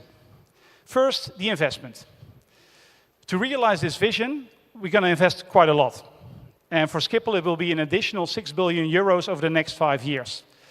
And earlier on, we even announced an investment of 3 billion euros between now and 2027. And a sizable chunk of this goes towards further electrification of our airside processes, extending our green energy supply, and projects would benefit the quality of work as well. And they will also have a direct effect on the quality of our service. And during the rest of my presentation, I will highlight how we incentivize and innovate. And in all of this, we need to work closely with our stakeholders to create a win-win for all. And this can only be reached via partnerships.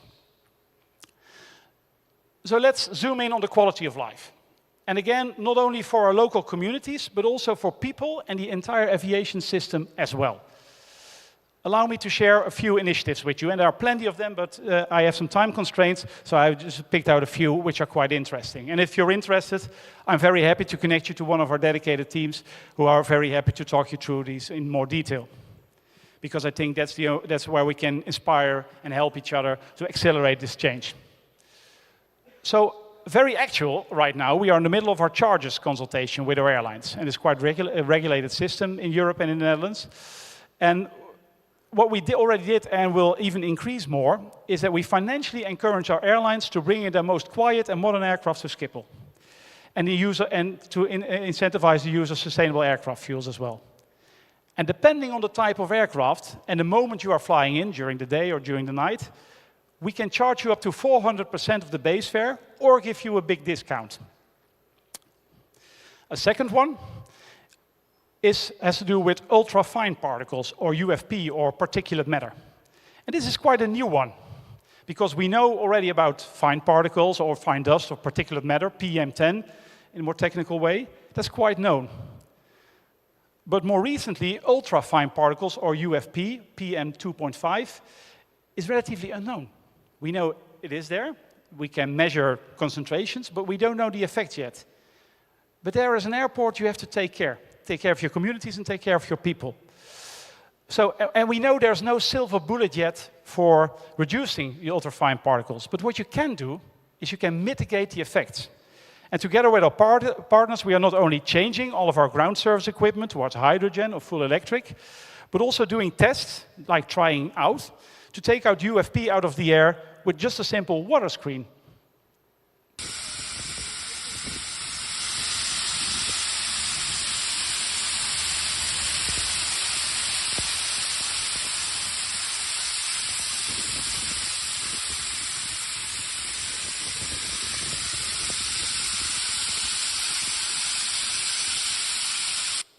And what this will do, that water screen, is it will try to bind the ultrafine particles with water, and so they won't be in the air, they will go down to the ground, and will greatly increase the air quality on the airside, both for employees but also in the surrounding communities, so it doesn't blow in their direction.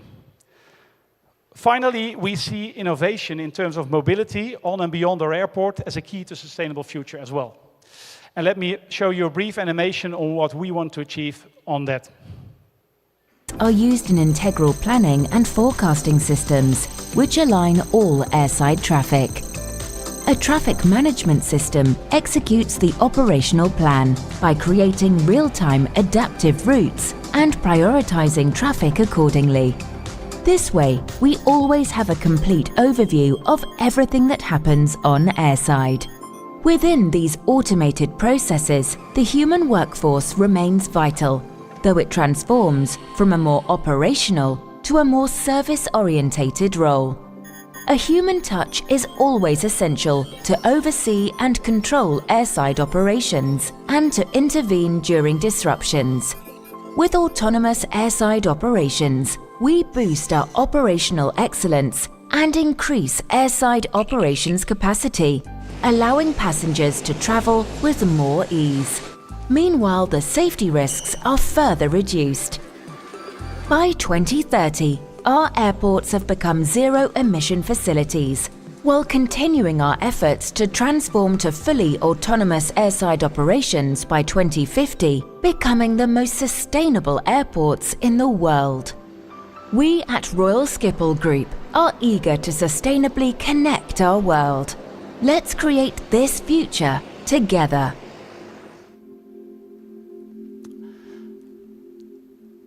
And again, this short movie.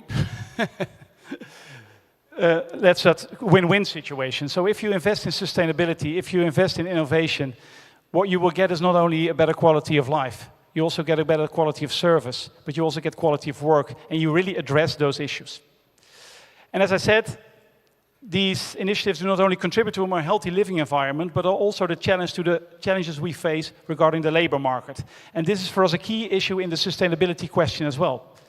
So if you really want to innovate, we also need people who can repair and maintain all of our rather cool innovations.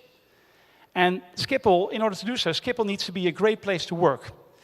And I think one thing COVID showed is that we really have to step up a little bit to attract the best people into our airport system as well. But because we cannot count anymore just on the attractiveness of our sector, which is still there, we also have to provide a really great place to work and a healthy living environment as well. Or people will go elsewhere. And skills are shifting, alongside with more attention to the effects of work on your health as well. And I think rightly so. So that's why we added quality of work as a key issue, as a key part of our entire strategy as well. And the great thing about an airport, and something I'm really proud of, is, and we really have to keep it like that, is airports are still of the few places in the world where people of all kinds of educational backgrounds come together and work together. There's not that many places left where you have like all these different types of people working together, from highly skilled to more service-focused, with 2 PhDs, or just in every kind of job as well. And with more than 500 companies and 60,000 co-workers active in our airport system, it's important that the airport takes a role as a driving force in realizing this and create like a team spirit. And we call that Team Schiphol. And one of the last projects which I want to highlight on this topic is our big investment in lifting aids. And we even took shares in the company that builds them, because we want to accelerate that effort as well. And this is one of the key things as well, because lifting baggage, it's a tough job. And we are getting more and more knowledge about the effects on your health of that.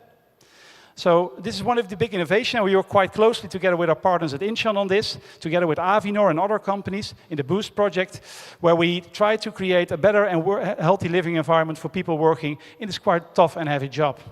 And again, it's a win-win for a sustainable future. The customer gets better service, we provide a better situation for our people, and that's what it's all about, is create a win-win. So to conclude, I try to give you, in this short talk, a perspective from a big hub in a very small country. Why it is important for us, because we want to maintain being that hub. We want to maintain an open economy in the Netherlands, and we're quite proud of it. To maintain that position in the open economy that we are. And why it's imperative for us that we accelerate our efforts to create a sustainable future for aviation. And while we are very much aware that we do not control all emissions directly, not even most of them, we can invest, we can incentivize, and we can innovate to create a sustainable and well-connected future for all. Thank you very much. Thank you very much to Mr. Yuri Streitvin for the interesting presentation, which really highlighted the importance of working together and partnerships to reach sustainability in the aviation sector. And next, we will hear from Mr. Dylan Jones, Executive Director of Boeing Research and Technology, who will present on global technology, innovation, and sustainability at Boeing. So let's bring him up to the podium with a warm round of applause.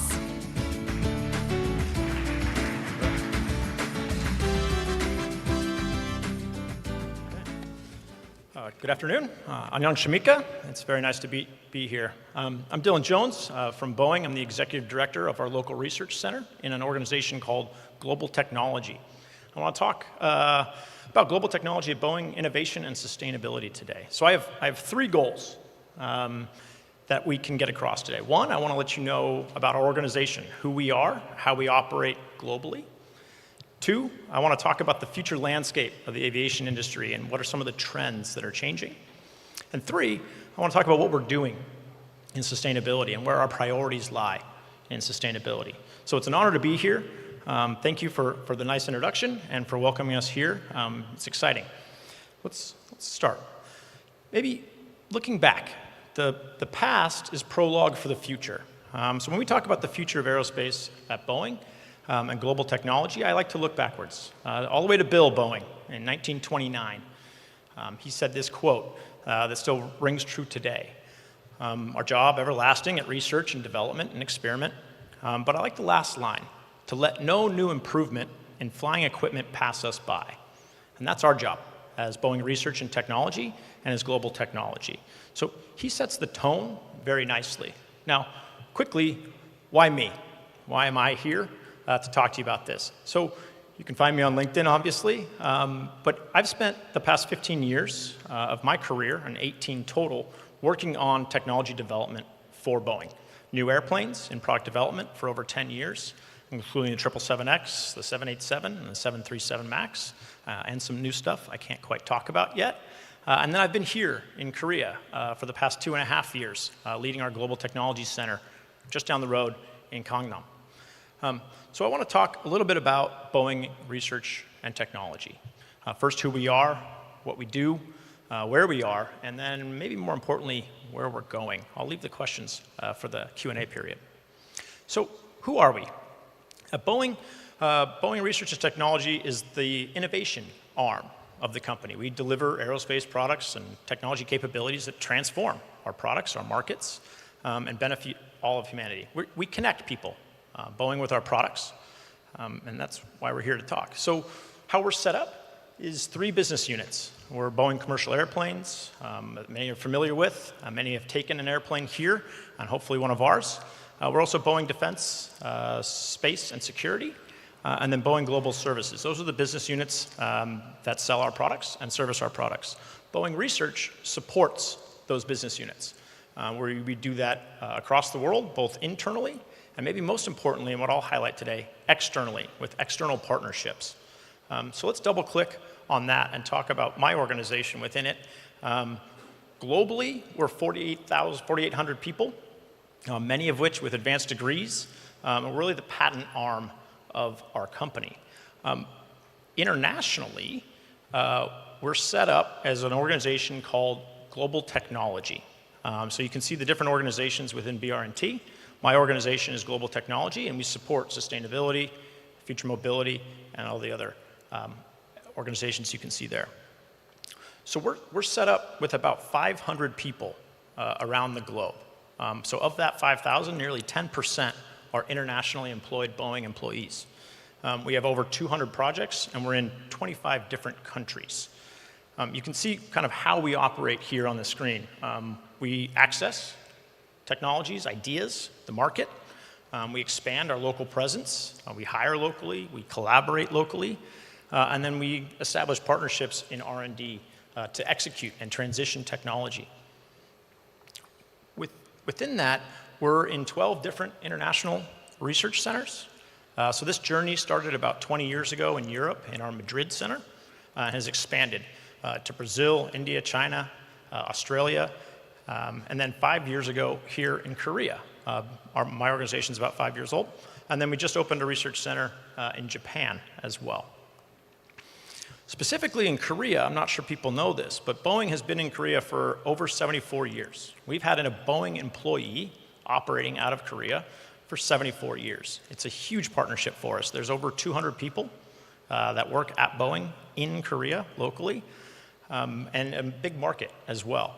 I'll also point out the Korean government's been a wonderful partner for us when it comes to research and development and co-funding initiatives and collaborations. We have 3 active projects with Modi, and we look to expand more. It's also a large defense market and great engagement for us. But it's all built on that one concept, partnerships. So we also invest locally, like I mentioned. So this is my organization called the Boeing Korea Engineering and Technology Center, BKETC. So we're in Asim Tower in Gangnam, COEX, as you may know. We now are over 100 people sitting down the road. A couple of them are here today with me. What we do locally is AI, avionics, model-based engineering, as well as a big presence in software engineering. It's really an innovation research center that is leading Boeing's digital initiatives. Really exciting. Just a bit, maybe briefly about our people, and these are actually our people, not some stock photo. But we have a team, like I mentioned, about 100 people. And I'm showing this because I'm also here recruiting. So we're constantly hiring. If you're interested in any of those fields or more, look me up. Let's have a conversation. It's really exciting, and it's a wonderful place to work. So great backgrounds. You can see we hire from all kinds of industry. You don't need an aerospace background to work at Boeing. And we have a wonderful mix of folks in the office. Okay, hopefully I got across Boeing Research and Technology, global technology, and then what we do here in Korea. So let's talk a little bit about where we're going. What's next? Maybe we'll fast forward here a little bit. So another 20 years, this is what's called the CMO, the Commercial Market Outlook. So for the next 20 years, we expect close to 44,000 airplanes to be delivered. This is not just Boeing, this is the world aviation sector. That represents about a 3.2% fleet growth and about 5% traffic growth. It's a good industry to be in. But what we're really targeting is by the year 2050, Boeing has a goal to be net zero. We want to decarbonize aerospace, sustainable aerospace together, again, partnerships. So it helps when we think about 2050, what the world might look like in 2050. So if you imagine it, 30 years from now, roughly, 24, 26 years from now, we think that about 70% of the world's population will live in big cities. I think Seoul is a wonderful model for this, right? Nearly 26 million people in the greater area, nearly half the percentage or half the population of Korea lives in the Seoul metro area. So when you have a city like this and they get increasing urban densification, how do people move around? How are they going to get from Incheon to the heart of Seoul? How are they going to do that sustainably? These are the challenges we have to solve, and so it helps to understand the landscape that's in front of us. The next is, well, how do you do that? How much infrastructure? It's wonderful to be here at Incheon Airport and take a tour later, talk to them about some of the investments that are being made here, because investments need to be made. Policy and investment need to come. We need to decarbonize, and that requires all kinds of new infrastructure to support about 10 billion air travel passengers by the year 2050. 10 billion. That's a lot. How do we decarbonize travel for 10 billion people? Well, it's also an economic challenge, both investment, but also opportunity. So there's about 180 million jobs that represents and about 9 trillion of economic activity by the year 2050. So it's a great space to be in, but we have to do it sustainably. So let's talk about that. This is point 3. So hopefully you have a good idea of how we operate technology-wise, where we might be headed globally in terms of the market, but then sustainable. How do we do it sustainably? So at Boeing, we have 4 priorities for what we call sustainable aerospace together. And again, decarbonize aerospace by 2050. First is fleet renewal. The new airplanes are about 15 to 25% more efficient than the previous generation. So let's upgrade the fleets.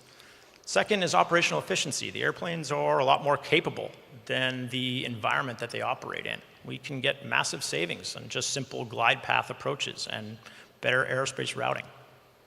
And the other two are what I really want to highlight.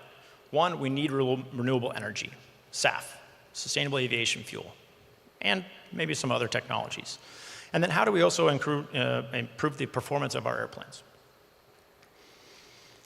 So first, when I talk about SAF or when I talk about any sustainable power source, we can't just look at the airplane, what we would call direct emissions. We have to look at the full life cycle.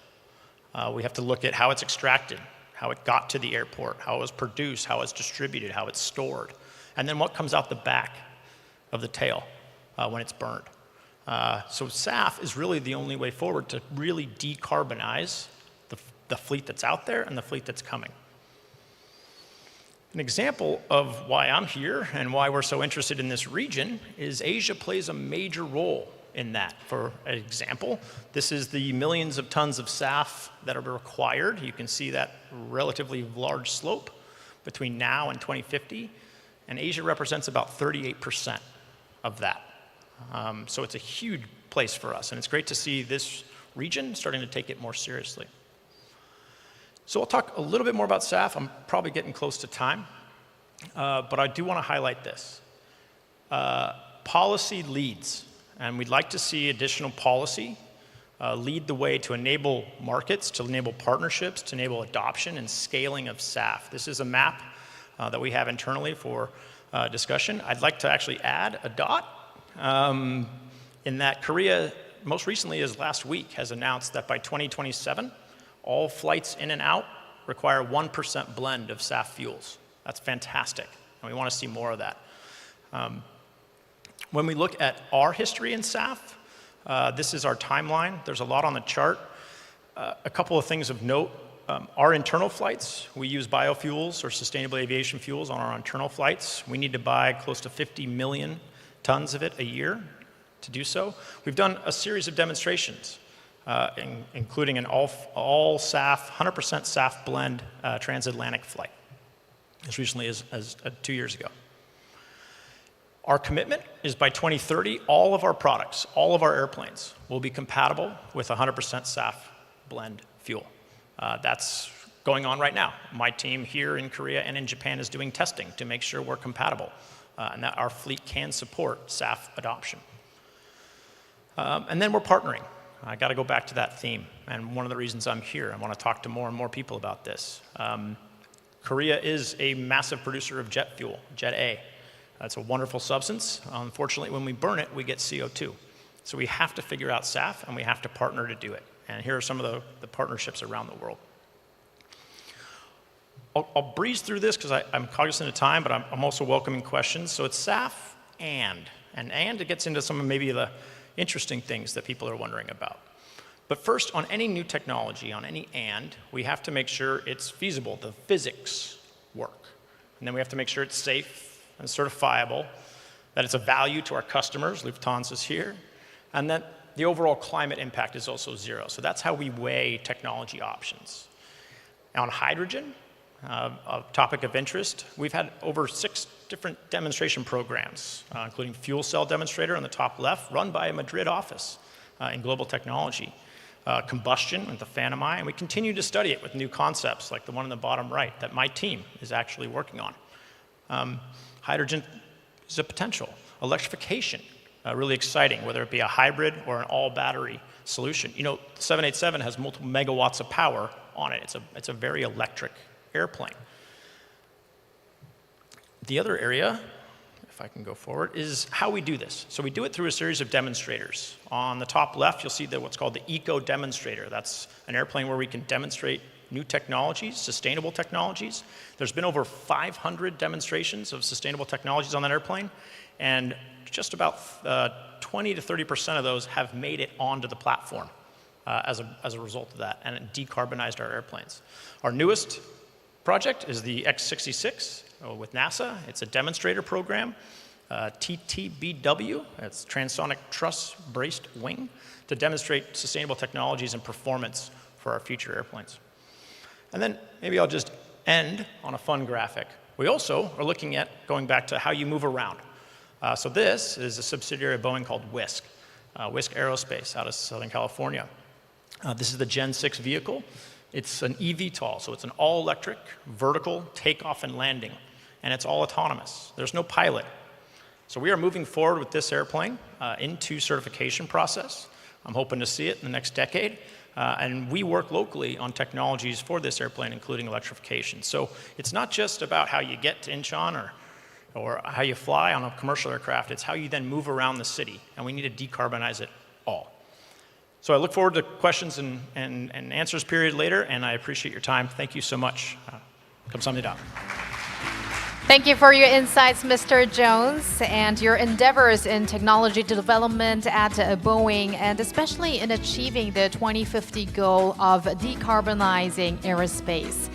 And now allow me to introduce our next speaker. We have Mr. Leandro Tony Dandel, General Manager Korea of Lufthansa Group, who will present on the topic Sustainable Aviation and Future Mobility. Please welcome him with a big round of applause.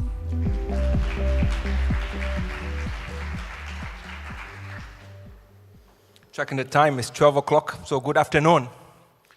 Ladies and gentlemen, organizers, Incheon Airport, and also thanks for hosting us here today and talk about sustainable aviation and the future mobility where we are nowadays.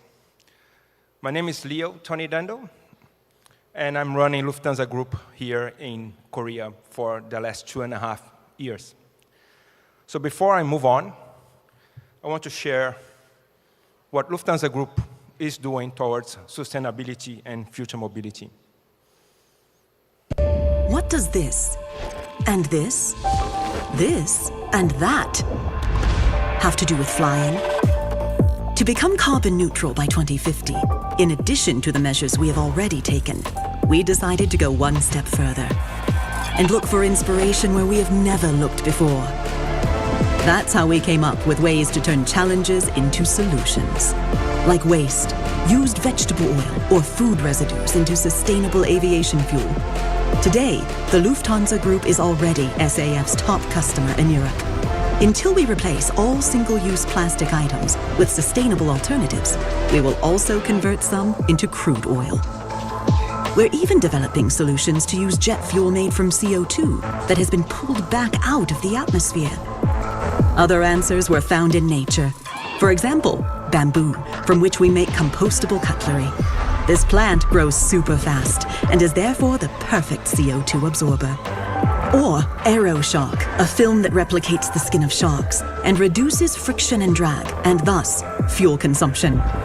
And while we're talking about efficiency, by bringing artificial intelligence on board, we managed to optimize daily operations and flight routes to reduce fuel consumption.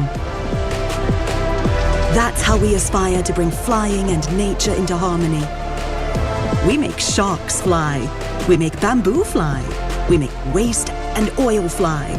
We make change fly. Lufthansa Group.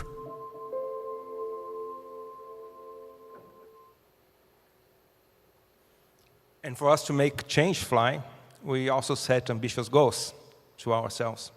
So in comparison to 2019, our aim is to reduce 50% of CO2 emissions by 2030 and be CO2 neutral by 2050.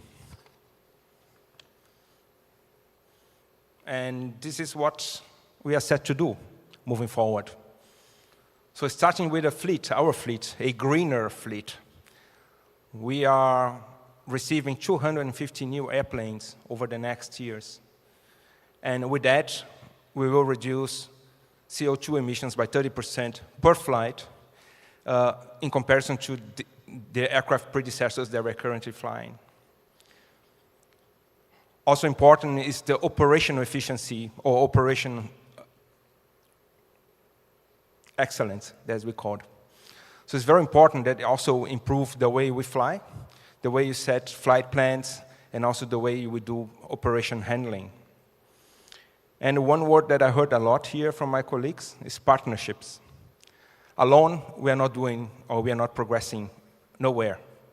So we need partnerships with governments, with other companies, institutions, also to create tools and make ideas fly together. And one of these ideas is AeroShark, as you saw on the film. It's a very simple idea. It's just a sticker, a film, that we attached to the airplane fuselage, and it reduced drag. So this means we can save fuel, and we can reduce CO2 emissions by 1%. And Lufthansa Group is the first airline group in the world using this type of technology. Also, something that you heard before here a lot today is the sustainable aviation fuel. I think it's easy to talk about sustainable aviation fuel, but if we go down, then we face other issues.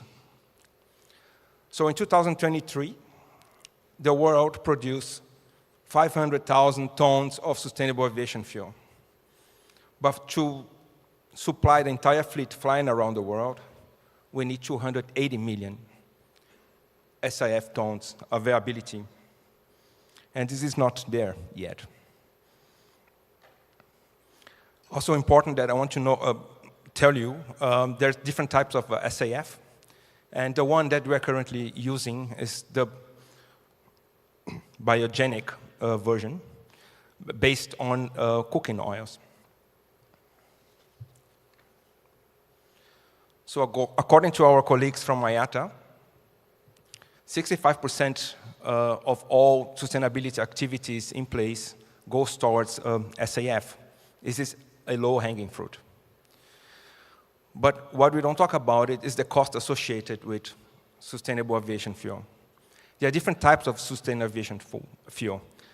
You have the one that we're currently using, we're using biomass to transform into sustainable aviation fuel, which is 5 times more expensive than the fossil fuels. And you have the power-to-liquid sustainable aviation fuel that is 10 times more expensive than the fossil fuels. And important also to realize is there is different frameworks around the world regulating SAF or giving at least subsidies to SAF production. Some areas of the world, there's a lot of subsidies. Some areas of the world, there is 0 subsidies. And it's an area that is very close to us, where we operate more, and where we have a regulatory framework called 5255, which is the European Union framework for green gas reduction. And we welcome that. We think it is an achievable goal, but we also call for a fair playing field moving forward. The emission trade schemes needs to be looked at. Nowadays, European traffic is included on the European emission trade scheme, which, if you see on the other picture, flying from Europe to Asia via other hubs outside Europe, it will be way more competitive than using a European hub. So we call this a CO2 leakage.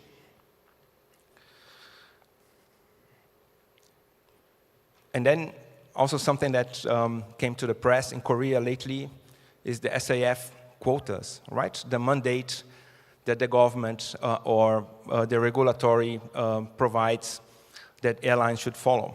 And we learned from a port operator, from aircraft manufacturer, that these quotas, they differ around the world. They are not equal. Yeah, so this is also something that we have to keep in mind. But in Europe, by 2025, we will need to have 2% uplift SAF, and by 2050, 70%. So it's quite a good jump. And something also the European Union is thinking about is the introduction of an aviation fuel tax. And this would also increase the cost of travel moving forward. So all in all, what do we need? we need internal regulation for SAF quotas and also carbon pricing, so talking about emission trade schemes. We need to improve air traffic management because flying less, we use less fuel. And we need more funding from SAF production. And then we move to the third pillar, which is partnerships. That's the reason why I think my colleagues before me, they talk about partnerships a lot. And through partnerships, I think we can be quite innovative. So starting with green fares, I don't know if you're familiar with that. We introduced in Europe some time ago a new kind of fare that is called green fares. And 20% of these fares goes to pay SAF, and 80% of this fare goes into climate protection projects, as you saw this bamboo idea on the film. So this has been introduced in Europe some time ago, and now we are currently implementing this around the world. Another partnership that goes into further mobility but has a really sustainable impact on us is the intermodality partnerships we have.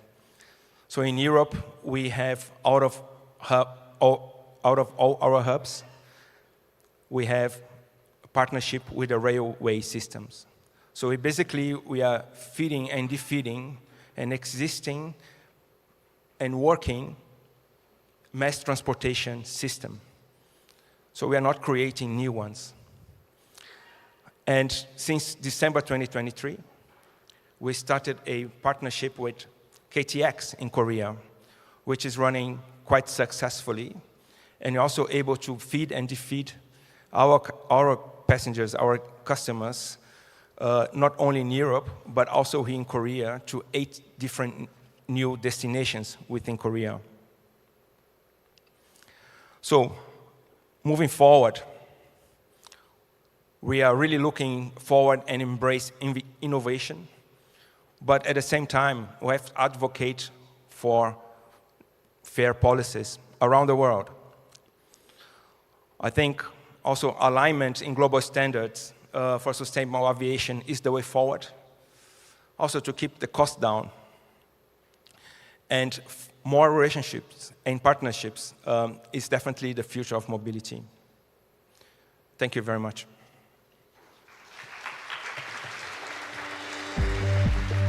Thank you very much, Mr. Tony Dando, for the presentation and introducing us to the ambitious projects under Make Change Fly. Thank you very much. And now, finally, we welcome Mr. Serjan Arik, research scientist and manager at Google Cloud AI, to the stage, and he will deliver a presentation titled Pioneering AI Advancements or Next Generation Aviation Innovation. Please join me in welcoming with a warm round of applause. Thank you, everyone. It's an honor to be here at this exciting event, and I appreciate the opportunity. I am research manager at Google Cloud AI. Google Cloud aims to bring AI technologies to companies from many different sectors.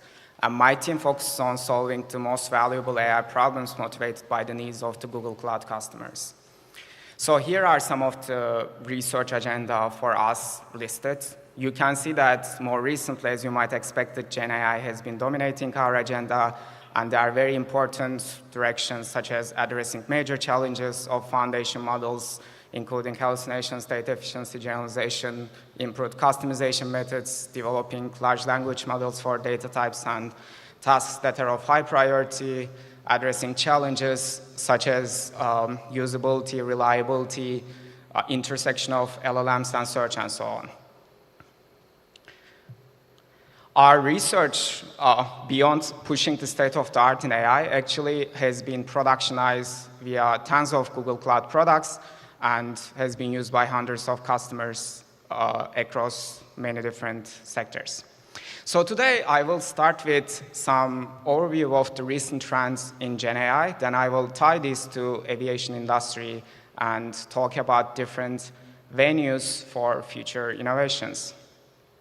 Machine learning has been going through actually a significant evolution in the past few years. And this has been enabled by increased scale in compute, data, and model sizes.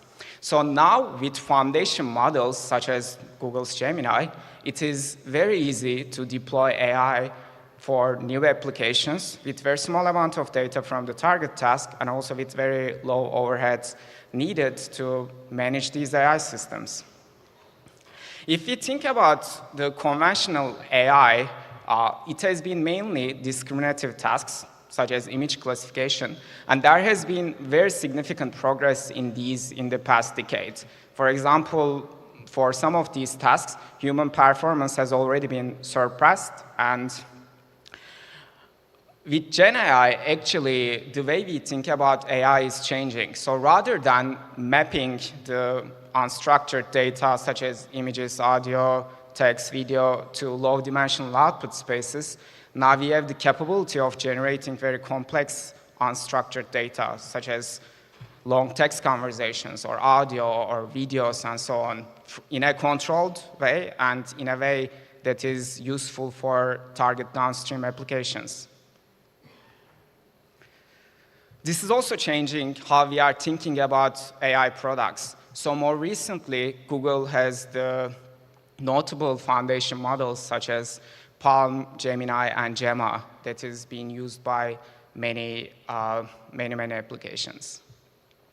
There are many innovations enabling this. So several years ago, a breakthrough in machine learning was via deep learning using attention-based architectures that has shown that very significant improvements can be obtained in a computationally efficient way. And this combined with efficient large-scale pre-training and massive data enabled the development of foundation models. On top of these, tuning these with the target tasks that are of high priority and improving their alignment for the expectations of humans with methods like reinforcement learning make these foundation models a lot more useful for target downstream tasks. And we have the tooling also on top of the foundation models to make them much more useful for enterprise applications, such as the ones that might enable efficient customization via tuning or grounding them with accurate information from web search or integration of them via tool extensions and so on. And now with foundation models, we can achieve very significant capabilities. For example, solving very complex problems by generating code along with some human digestible explanations. And coming back to the aviation industry. So I will talk about a few directions that might be of high importance and trends in AI R&D for these. The first one is time series forecasting. So this is one of the very important problems for aviation industry. So it might have applications for better optimization of flight routes, delays, availability, and so on. So one interesting example I pulled actually from our recent engagements that shows that using deep neural network-based prediction models, we can significantly improve the prediction of climate-related events. And this can actually significantly improve the flight scheduling and reduction. It can reduce the delays and so on. There are important R&D trends when it comes to forecasting that have actually made very significant progress in the past couple of years. So improved deep learning architectures for better processing of such sequential data is one thing. We have now foundation models that can learn from many different relevant data sets and many different tasks to absorb information and transfer them to unseen ones. Multimodality is becoming important as we have different ways of collecting data, for example, combining the information from text data and time series data from sensors. and also built-in causal modeling to really understand the driving factors behind some of these phenomena. Another important direction is anomaly detection, identification of observations or events that deviate from what is expected or standard. So aviation industry is one industry with lots of data coming from many different sources, and applying anomaly detection on top of them can be useful in many different ways. So it can be used for predictive maintenance or identification of potential malfunctions. It can be used to better assess the risks and potential threats, for example, when we consider anomaly detection on top of weather patterns, flight data, security-related data, and so on. Or it can even be used for financial crime prevention when we consider anomaly detection for financial transaction-related data. There are important R&D trends in anomaly detection that has significantly improved the performance of what has been achievable. Foundation models, again, that has enabled learning information from many other data sets and transferring them to target tasks is one important trend. Data-centric machine learning for better ways of handling distribution shifts, changing conditions in the data, as well as quality variation so that we can actually do machine learning with low-quality data has been more important.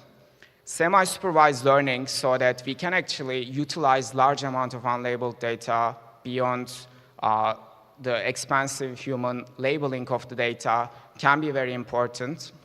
And multimodality to jointly learn the information from many different data types such as images and time series and text. Then large language model LLM agents. So this has many applications, and here I am mentioning the customer service-related applications.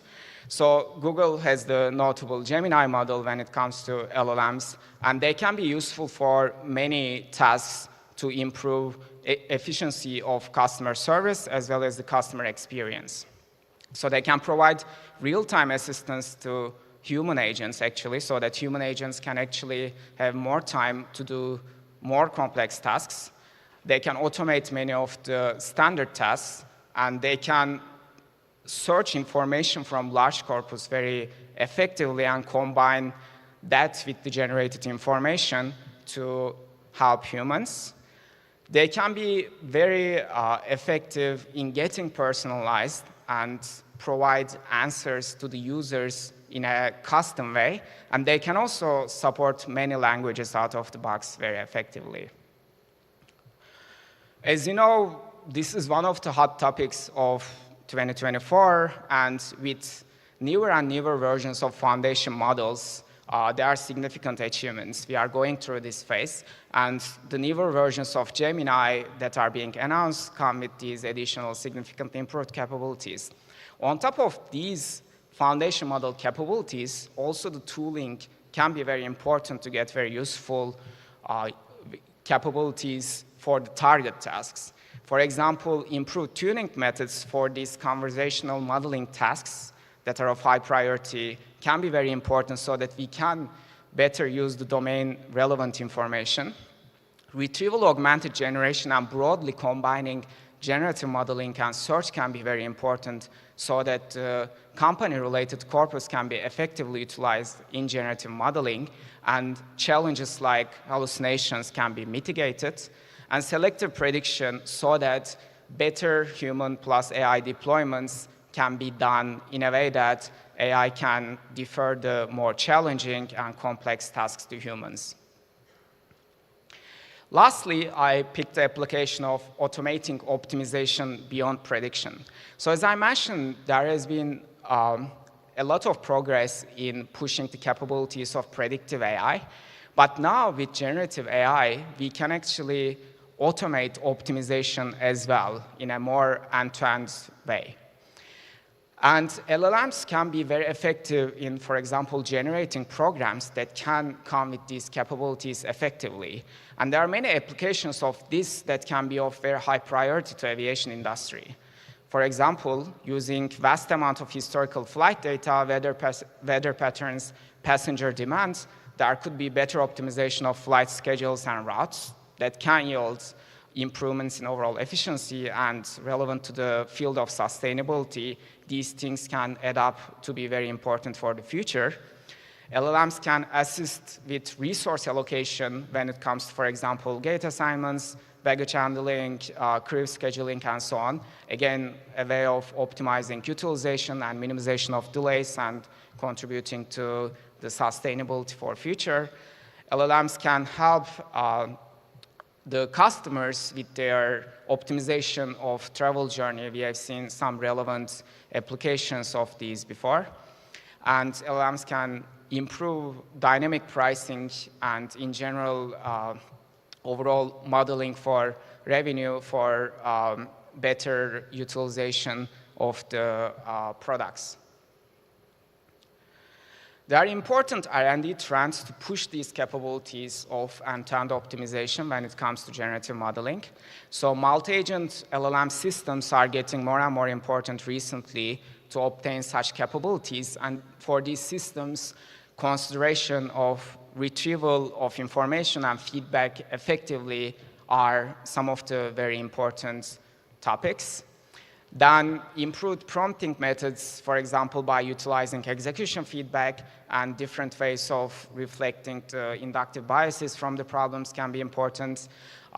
Improved tuning and customization methods for these types of outputs can be important. And also, since these are the types of problems where having data can be very expensive, methods to generate synthetic data to better train these LLM systems are actually pushing the frontiers. So this is the end of my talk. I have overviewed some important trends that are pushing the frontiers of what AI can do and how it can actually revolutionize the aviation industry for future. I'll be happy to answer all your questions. Thank you. Thank you, Mr. Arik, for that presentation, and we look forward to Google Cloud's AI's further role in innovating aviation and with that assisting the human being. And you may now take your seat here as we are going to have the panel discussion. So I would also like to call our other panel members, Mr. Yuri Streitven, Mr. Dylan Jones, and Mr. Leandro Tony Dandel, so that we can continue with the final discussion here and also answer the questions from our participants. So you are still encouraged to continue to send in questions via the SimFlow link. We will be happy to answer your questions thoroughly right now. All right, and our moderator for this session is going to be Mr. Yuri Streitven. So please lead the discussion and Q&A session. So thank you very much again. Thank you to my co-speakers in this very interesting session. And you gave four very insightful presentations from various point of view. So from a tech giant like Google, a major airline player like Lufthansa and the Lufthansa Group, and one of the key manufacturers of aircraft in the world, Boeing, and me from an airport point of view. So, and thank you to all the participants for the many questions you sent in. And as I'd expected a little bit, we got quite a lot of questions on sustainable aviation fuels in, so we'll talk about that, I think, a little bit more from various perspectives. And due to time constraints, I think we have one, maybe two rounds of questions, so I'll just go along the line here.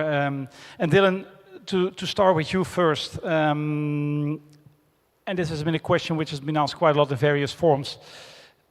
SAFs do cost a lot. And what do you think about the regulatory environment? And maybe it's too early to make SAF mandatory right now. Yeah, it's good. I did some reading ahead online to see what questions were coming in. It's an interesting question and one that comes up a lot. I think you got to look at the pros and cons. The pros is it does accelerate, right? If we do these mandates, it can accelerate adoption. It can accelerate scaling. I mean, just at its base level, it reduces emissions. That's good. Right? Getting SAF in the tank does reduce emissions, so that's a pro. And I think one of the, maybe from my perspective, I'm not a policy person, I'm a technology person, it does hopefully spur investment. You know, seeing what some countries are doing around the world, maybe specifically in region, Japan is an interesting study. They have a green growth innovation fund. close to $18 billion moving towards green growth and innovation, which actually has a sector within it of aerospace, and SAF is a part of that. And our teams are engaging locally. I'd love to see that here with Modi and Molit and others. Yeah, I mean, there are cons, right? There's supply chain challenges. The cost is prohibitive. And I think you'll even see some leakage and some people moving away and around and how to get around it. Overall, I think the phased approach is nice. We're not going right to 100%. We're going phased. And that, I think, is the right approach. So in general, but I'd like to see it be more standardized around the world. Maybe the last point I'll touch on, and I want to get to other people's thoughts, is one of the things I really like is the visibility now.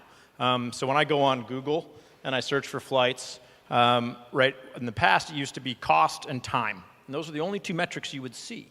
And you mentioned it, and you mentioned it in your pitch about green tickets. Now there's emissions. You can actually select on emissions. So we can actually pass through some of the costs to people, let them vote with their dollars. I know I might consider that and do consider that when I fly. Thank you very much. And Leo, from an airline point of view, you touched about SAF leakage as well. And one of the key questions from the audience on this is, and I think in the end it's all about money and are you willing to pay the airfare? Does SAF and sustainability all make the ticket fare more expensive? And might it lead to reduction of routes from your side? Very hard to think about other aspects that you already mentioned. But there's actually scale. I think this is one point. Another point is a willingness to pay, also from customers. This is not yet, as you mentioned before, a product that everybody is willing to pay or to invest towards a greener flying experience. There's also the policy issue, as has been mentioned here, mainly because it's very easy to tax fuel, tax travel, but it's very hard to support R&D and production, scale production. So this is also something that we see the burden financially, that yes, companies are trying to develop solutions within SAF or within any other type of energy production. But again, without partnerships, either on the private sector or on the government level, we are not moving forward to reduce this cost, which is quite high at the moment. And maybe one slight follow-up question. From your point of view, what would be the silver bullet, or what would be the key issue? If you could change anything overnight, what would be the key issue for you?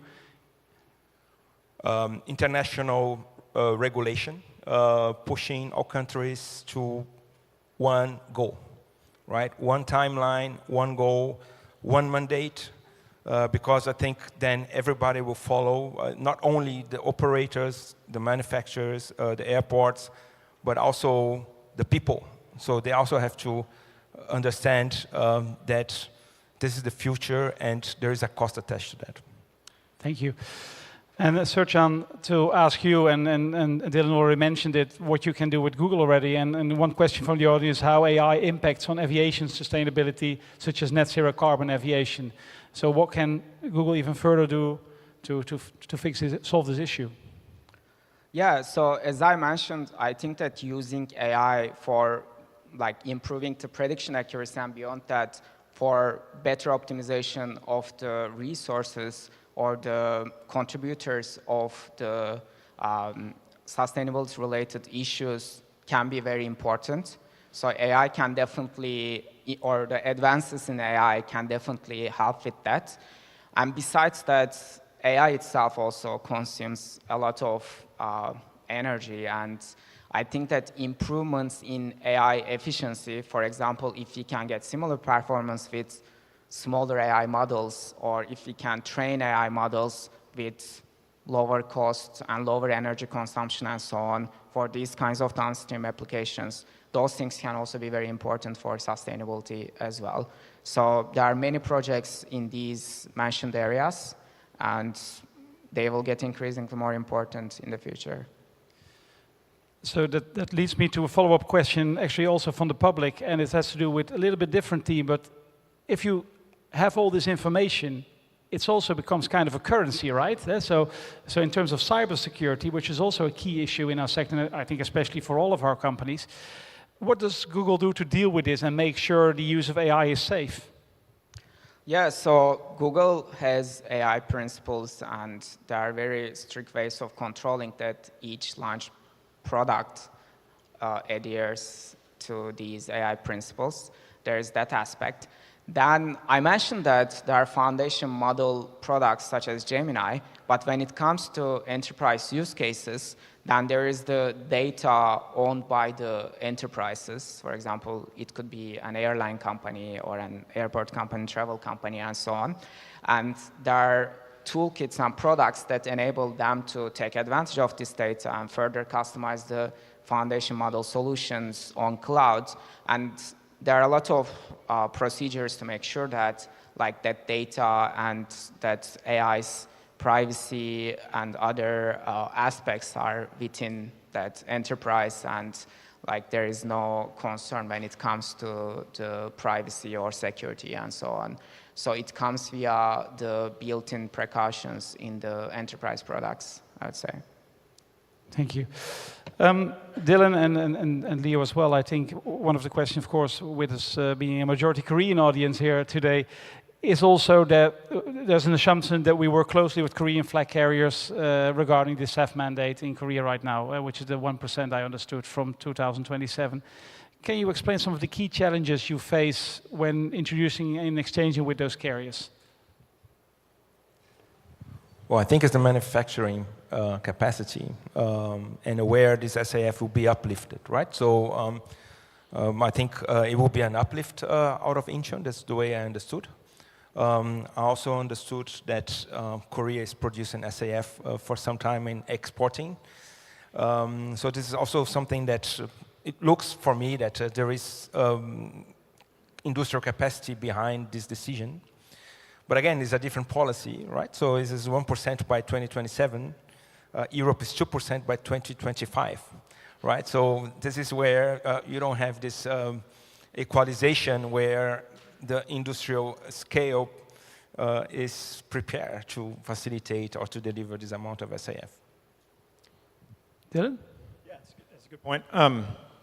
When things like this are announced, we have a very close relationship with the customers here and around the globe. One of the things is our team has reached out and tried to have, about to have a dialogue about how we do with this as a partner. You know, Boeing's in an interesting position. We're not, other than the 50 million tons I mentioned, we're not a consumer of SAF. We're also not an oil and gas company, so we don't produce SAF. But we have a vested interest in decarbonizing aerospace, so making sure our products are compatible. So making sure the airlines know when they can expect that and how we get there. And then two, we do want to facilitate both the policy, the investment in R&D, which is my interest, as well as the scaling and the partnerships that need to develop here and around the globe for that supply to be there for our product. Thank you. Let's just over to a few other topics which were mentioned in the questions. And one is addressed at me, actually. It's about that Schiphol is a very crowded airport and has capacity constraints, and that's true. And the question is, do we have any expansion plans? And the answer is yes as well. So what we will do is we are currently building a new pier, just creating more space because passenger demand and passenger focus has really shifted. One of the key things, what you see is a passenger takes up more square meters, and one of the key drivers for that is also, for instance, the use of passengers reduced mobility. So people tend to travel longer, giving all day. So you need all kinds of equipment and facilities to facilitate that, and it's a good thing, I would say. It's great that you can still visit your grandmother, or your grandmother can come over to you. So I think we have to do that, but also Schiphol is an old airport. We've been there for over 100 years already. So we need to constantly keep up our infrastructure, and we're having a major program doing that right now. But it's always finding a balance between when do you start building, or do you build after the demand has already been there, and constantly try to balance it out. But yes, we are expanding in terms of creating more space for the entire passenger experience as well, which creates, again, opportunity to facilitate renewable energy and all the stuff like that. A question for you, Leo, is about the air rail product you mentioned. And one question from the audience is it safe to say air service is competing with rail service from the perspective of sustainability? Well, yes and no. I think that's the answer. So basically, we cannot operate or fly to all destinations, either because of the catchment area or because of regulatory or because of even profitability, right? So I think there's, again, partnership is important, that we can bring our customers to these destinations that are not served by us. Of course, the railway systems, they also operate to big catchment areas that we also fly, and you could consider this as a competition. But in overall terms, we have the ability, teaming up with railway systems, to bring the customers where they want to go, in most probably in a hub that has an integrated rail track or a rail system that supports that. I think the answer is yes and no, but mainly partnership, I think, for me, is the future moving forward. Yeah, so it's an and for you and not an or. Say, maybe searching from a Google point of view, and that was also about route demand and commercialization of this. From your point of view, do you see any difference between demand for rail traffic and air traffic, and do you see that conflicting with each other? Can you deduct that from your data? Yeah, so I think that in general, improved forecasting of demand can be very useful for any related problem. And I think that, like, as you improve the accuracy of the forecast and so on, probably you would like to think about the next steps as well, and you would like to think how I can use AI in more end-to-end optimization for the target business-related downstream tasks of interest. And like for the complex systems, there could be some conflicting goals in different subcomponents as well, but you would like to design the end-to-end AI system to consider those and optimize for the end-to-end task in a joint way. Thank you. If I look at the time correctly, we've got 4 minutes left, so we'll do a quick fire of the final question. It's a little bit of different questions for each of you. So we'll start with you, Dylan, and I know you can talk quite long about it, and I know you had some extra slides there, but there's quite an interest from the public in, will there be any sustainable technologies when it comes to the airplane? So elaborate a little bit on that, but I'm pressing you for time right now. I love this topic. There's a reason I spend most of the time talking about SAF. We keep mentioning airports as hubs. I think we're talking really in hubs around people and mobility. They're also energy hubs, right? Think about how many kilojoules of energy move through Incheon every day to power flight. It's a massive, massive energy hub. And so one of the challenges with alternate technologies is the infrastructure required. You know, hydrogen gets brought up a lot. It's a really small molecule. It likes to get away. It likes to escape. Pipelines aren't necessarily viable. How do you get that much hydrogen, that much power to the airport? How do you store it? It's tough. It's difficult. You only get to make that investment one time. You don't get to do it again. So if it's going to be hydrogen, or if it's going to be methane, or it's going to be, pick your favorite light hydrocarbon.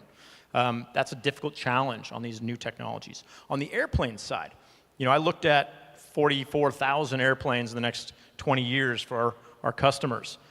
Those airplanes are going to be delivered. They're delivered now. They're flying now. And they're going to be flying for the next 20 years.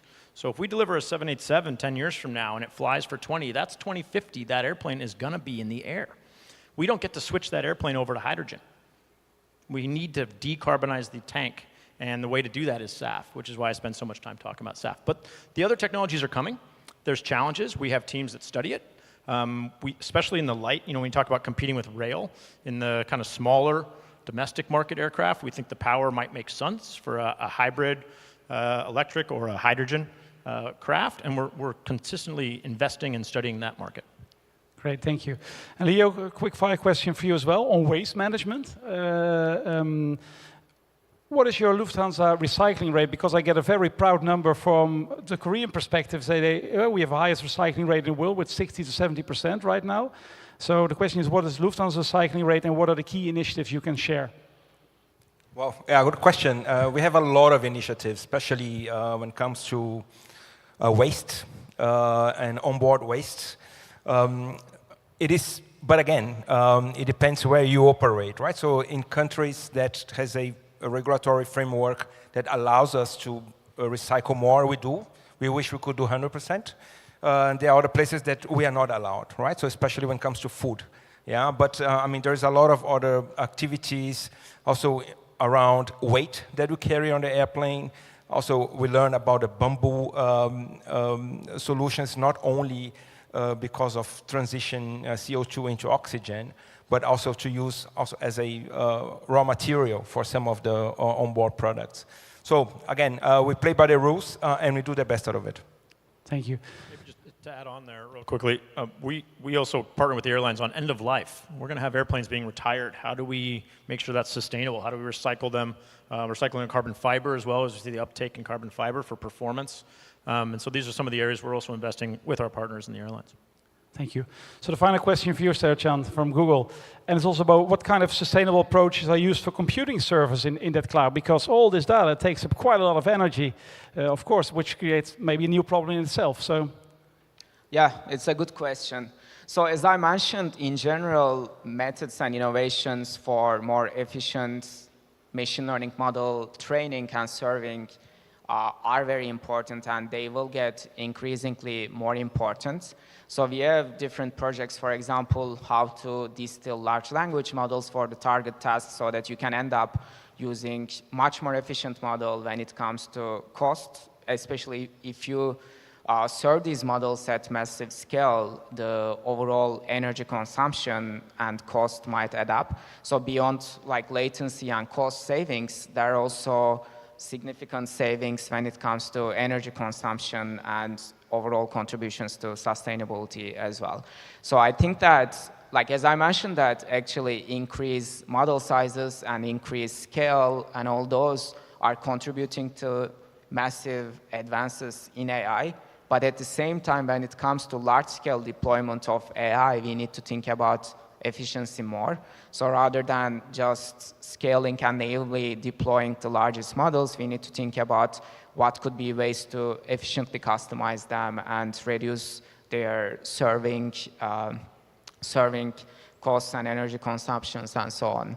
So those are definitely very important directions in machine learning now. And there has been a lot of advances, and there has been products as well, and it will get even more important.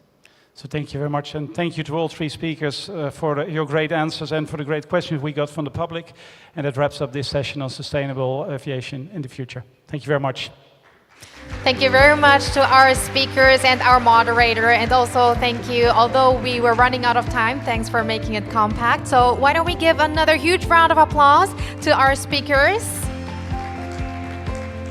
Thank you very much for the presentations, the panel discussion, as well as the Q&A session. It was a lively final session for the World Aviation Conference 2024.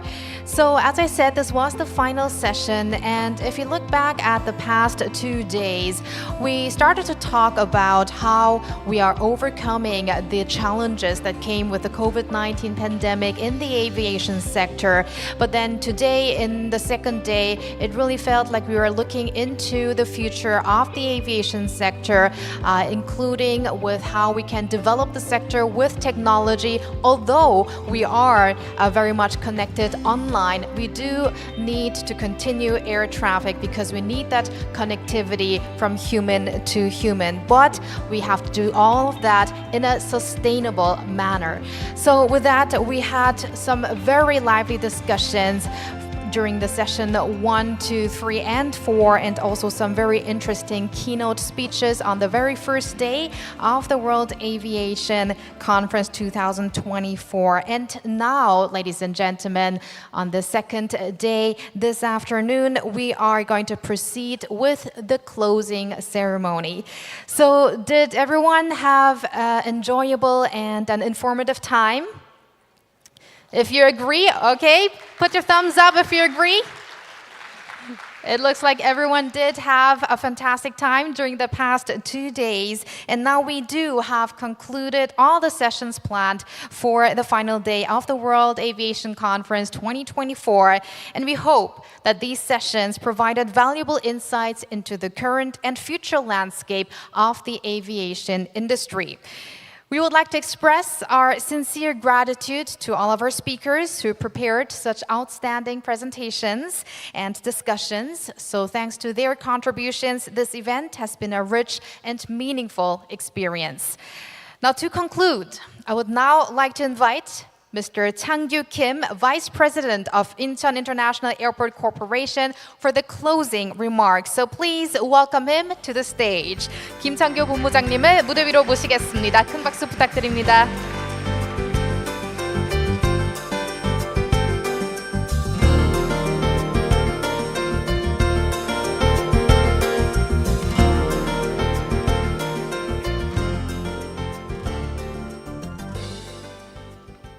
네, 안녕하십니까. 방금 소개받은 그 인천공항공사 미래사업본부장의 김창규입니다. 무엇보다도 그 마지막 세션까지 이렇게 자리를 지켜주신 여러분께 진심으로 감사의 말씀을 드립니다. 이것으로 이틀간의 어떤 짧은 컨퍼런스를 마무리하게 되었습니다. 우리는 이틀간에 걸쳐서 총 4개의 세션을 통하여서 미래 공항이 항공교통과 지역개발 그리고 여행의 플랫폼으로서 어떻게 발전해 나가야 하는지, 또 지속 가능성이라는 세계적인 흐름 속에서 어떻게 경쟁력을 확보해야 하는지 고민과 해안을 나누었습니다. 연사들의 어떤 지식과 생각이 여기 계신 참석자들분과 공유되어 모두가 지혜가 넓혀지는 계기가 되었을 것이라 생각합니다. 다양한 산업의 융합과 첨단 기술 개발에 이르기까지 우리가 마주한 수많은 현안들을 해결하기 위해서 공동의 지혜를 모으는 뜻깊은 시간이었다고 생각합니다. 저 또한 이 컨퍼런스의 연사로 참석하면서 국가와 지역 경제의 원동력이 되는 공항 산업의 미래에 대해서 이야기할 수 있게 되어서 그 어느 때보다도 의미 있는 시간이었던 것 같습니다. 아무쪼록 여러분께서도 이번 컨퍼런스가 세계 항공 산업의 최신 트렌드를 조망하고 미래를 통찰할 수 있는 소중한 기회가 되었기를 바라면서 앞으로도 저희 인천공항은 세계 최고 전문가 분들의 다양한 제언들을 실제 사업 전략과 비전에 반영하여 직접 실천해 나갈 것을 약속드립니다. 마지막으로 컨퍼런스는 마무리되었지만 멀리서 한국을 방문해 주신 해외 기업인 여러분들을 위해서 올해 연말 오픈을 앞두고 있는 4단계 건설 현장 견학도 준비되어 있으니 끝까지 관심 부탁드립니다. 다시 한번 이번 컨퍼런스에 참석해 주신 모든 분들께 감사를 전하며 앞으로도 건강과 행운이 가득하기를 바랍니다. 내년도 세계 항공 컨퍼런스에서 다시 한번 뵙기를 기대하겠습니다. 감사합니다. Thank you very much, Vice President Chang-gyu Kim, for those inspiring words, and also thank you for the endeavors at Incheon International Airport Corporation. Why don't we give him another big hand?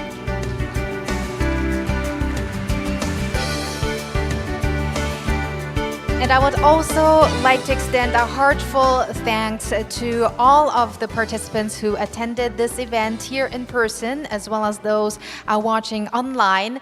Now, your enthusiasm and participation have truly made the World Aviation Conference 2024 a success.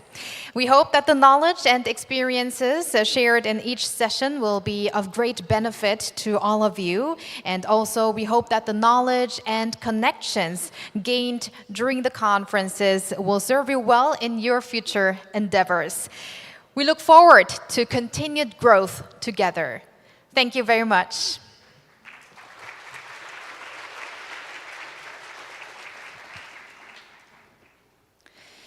And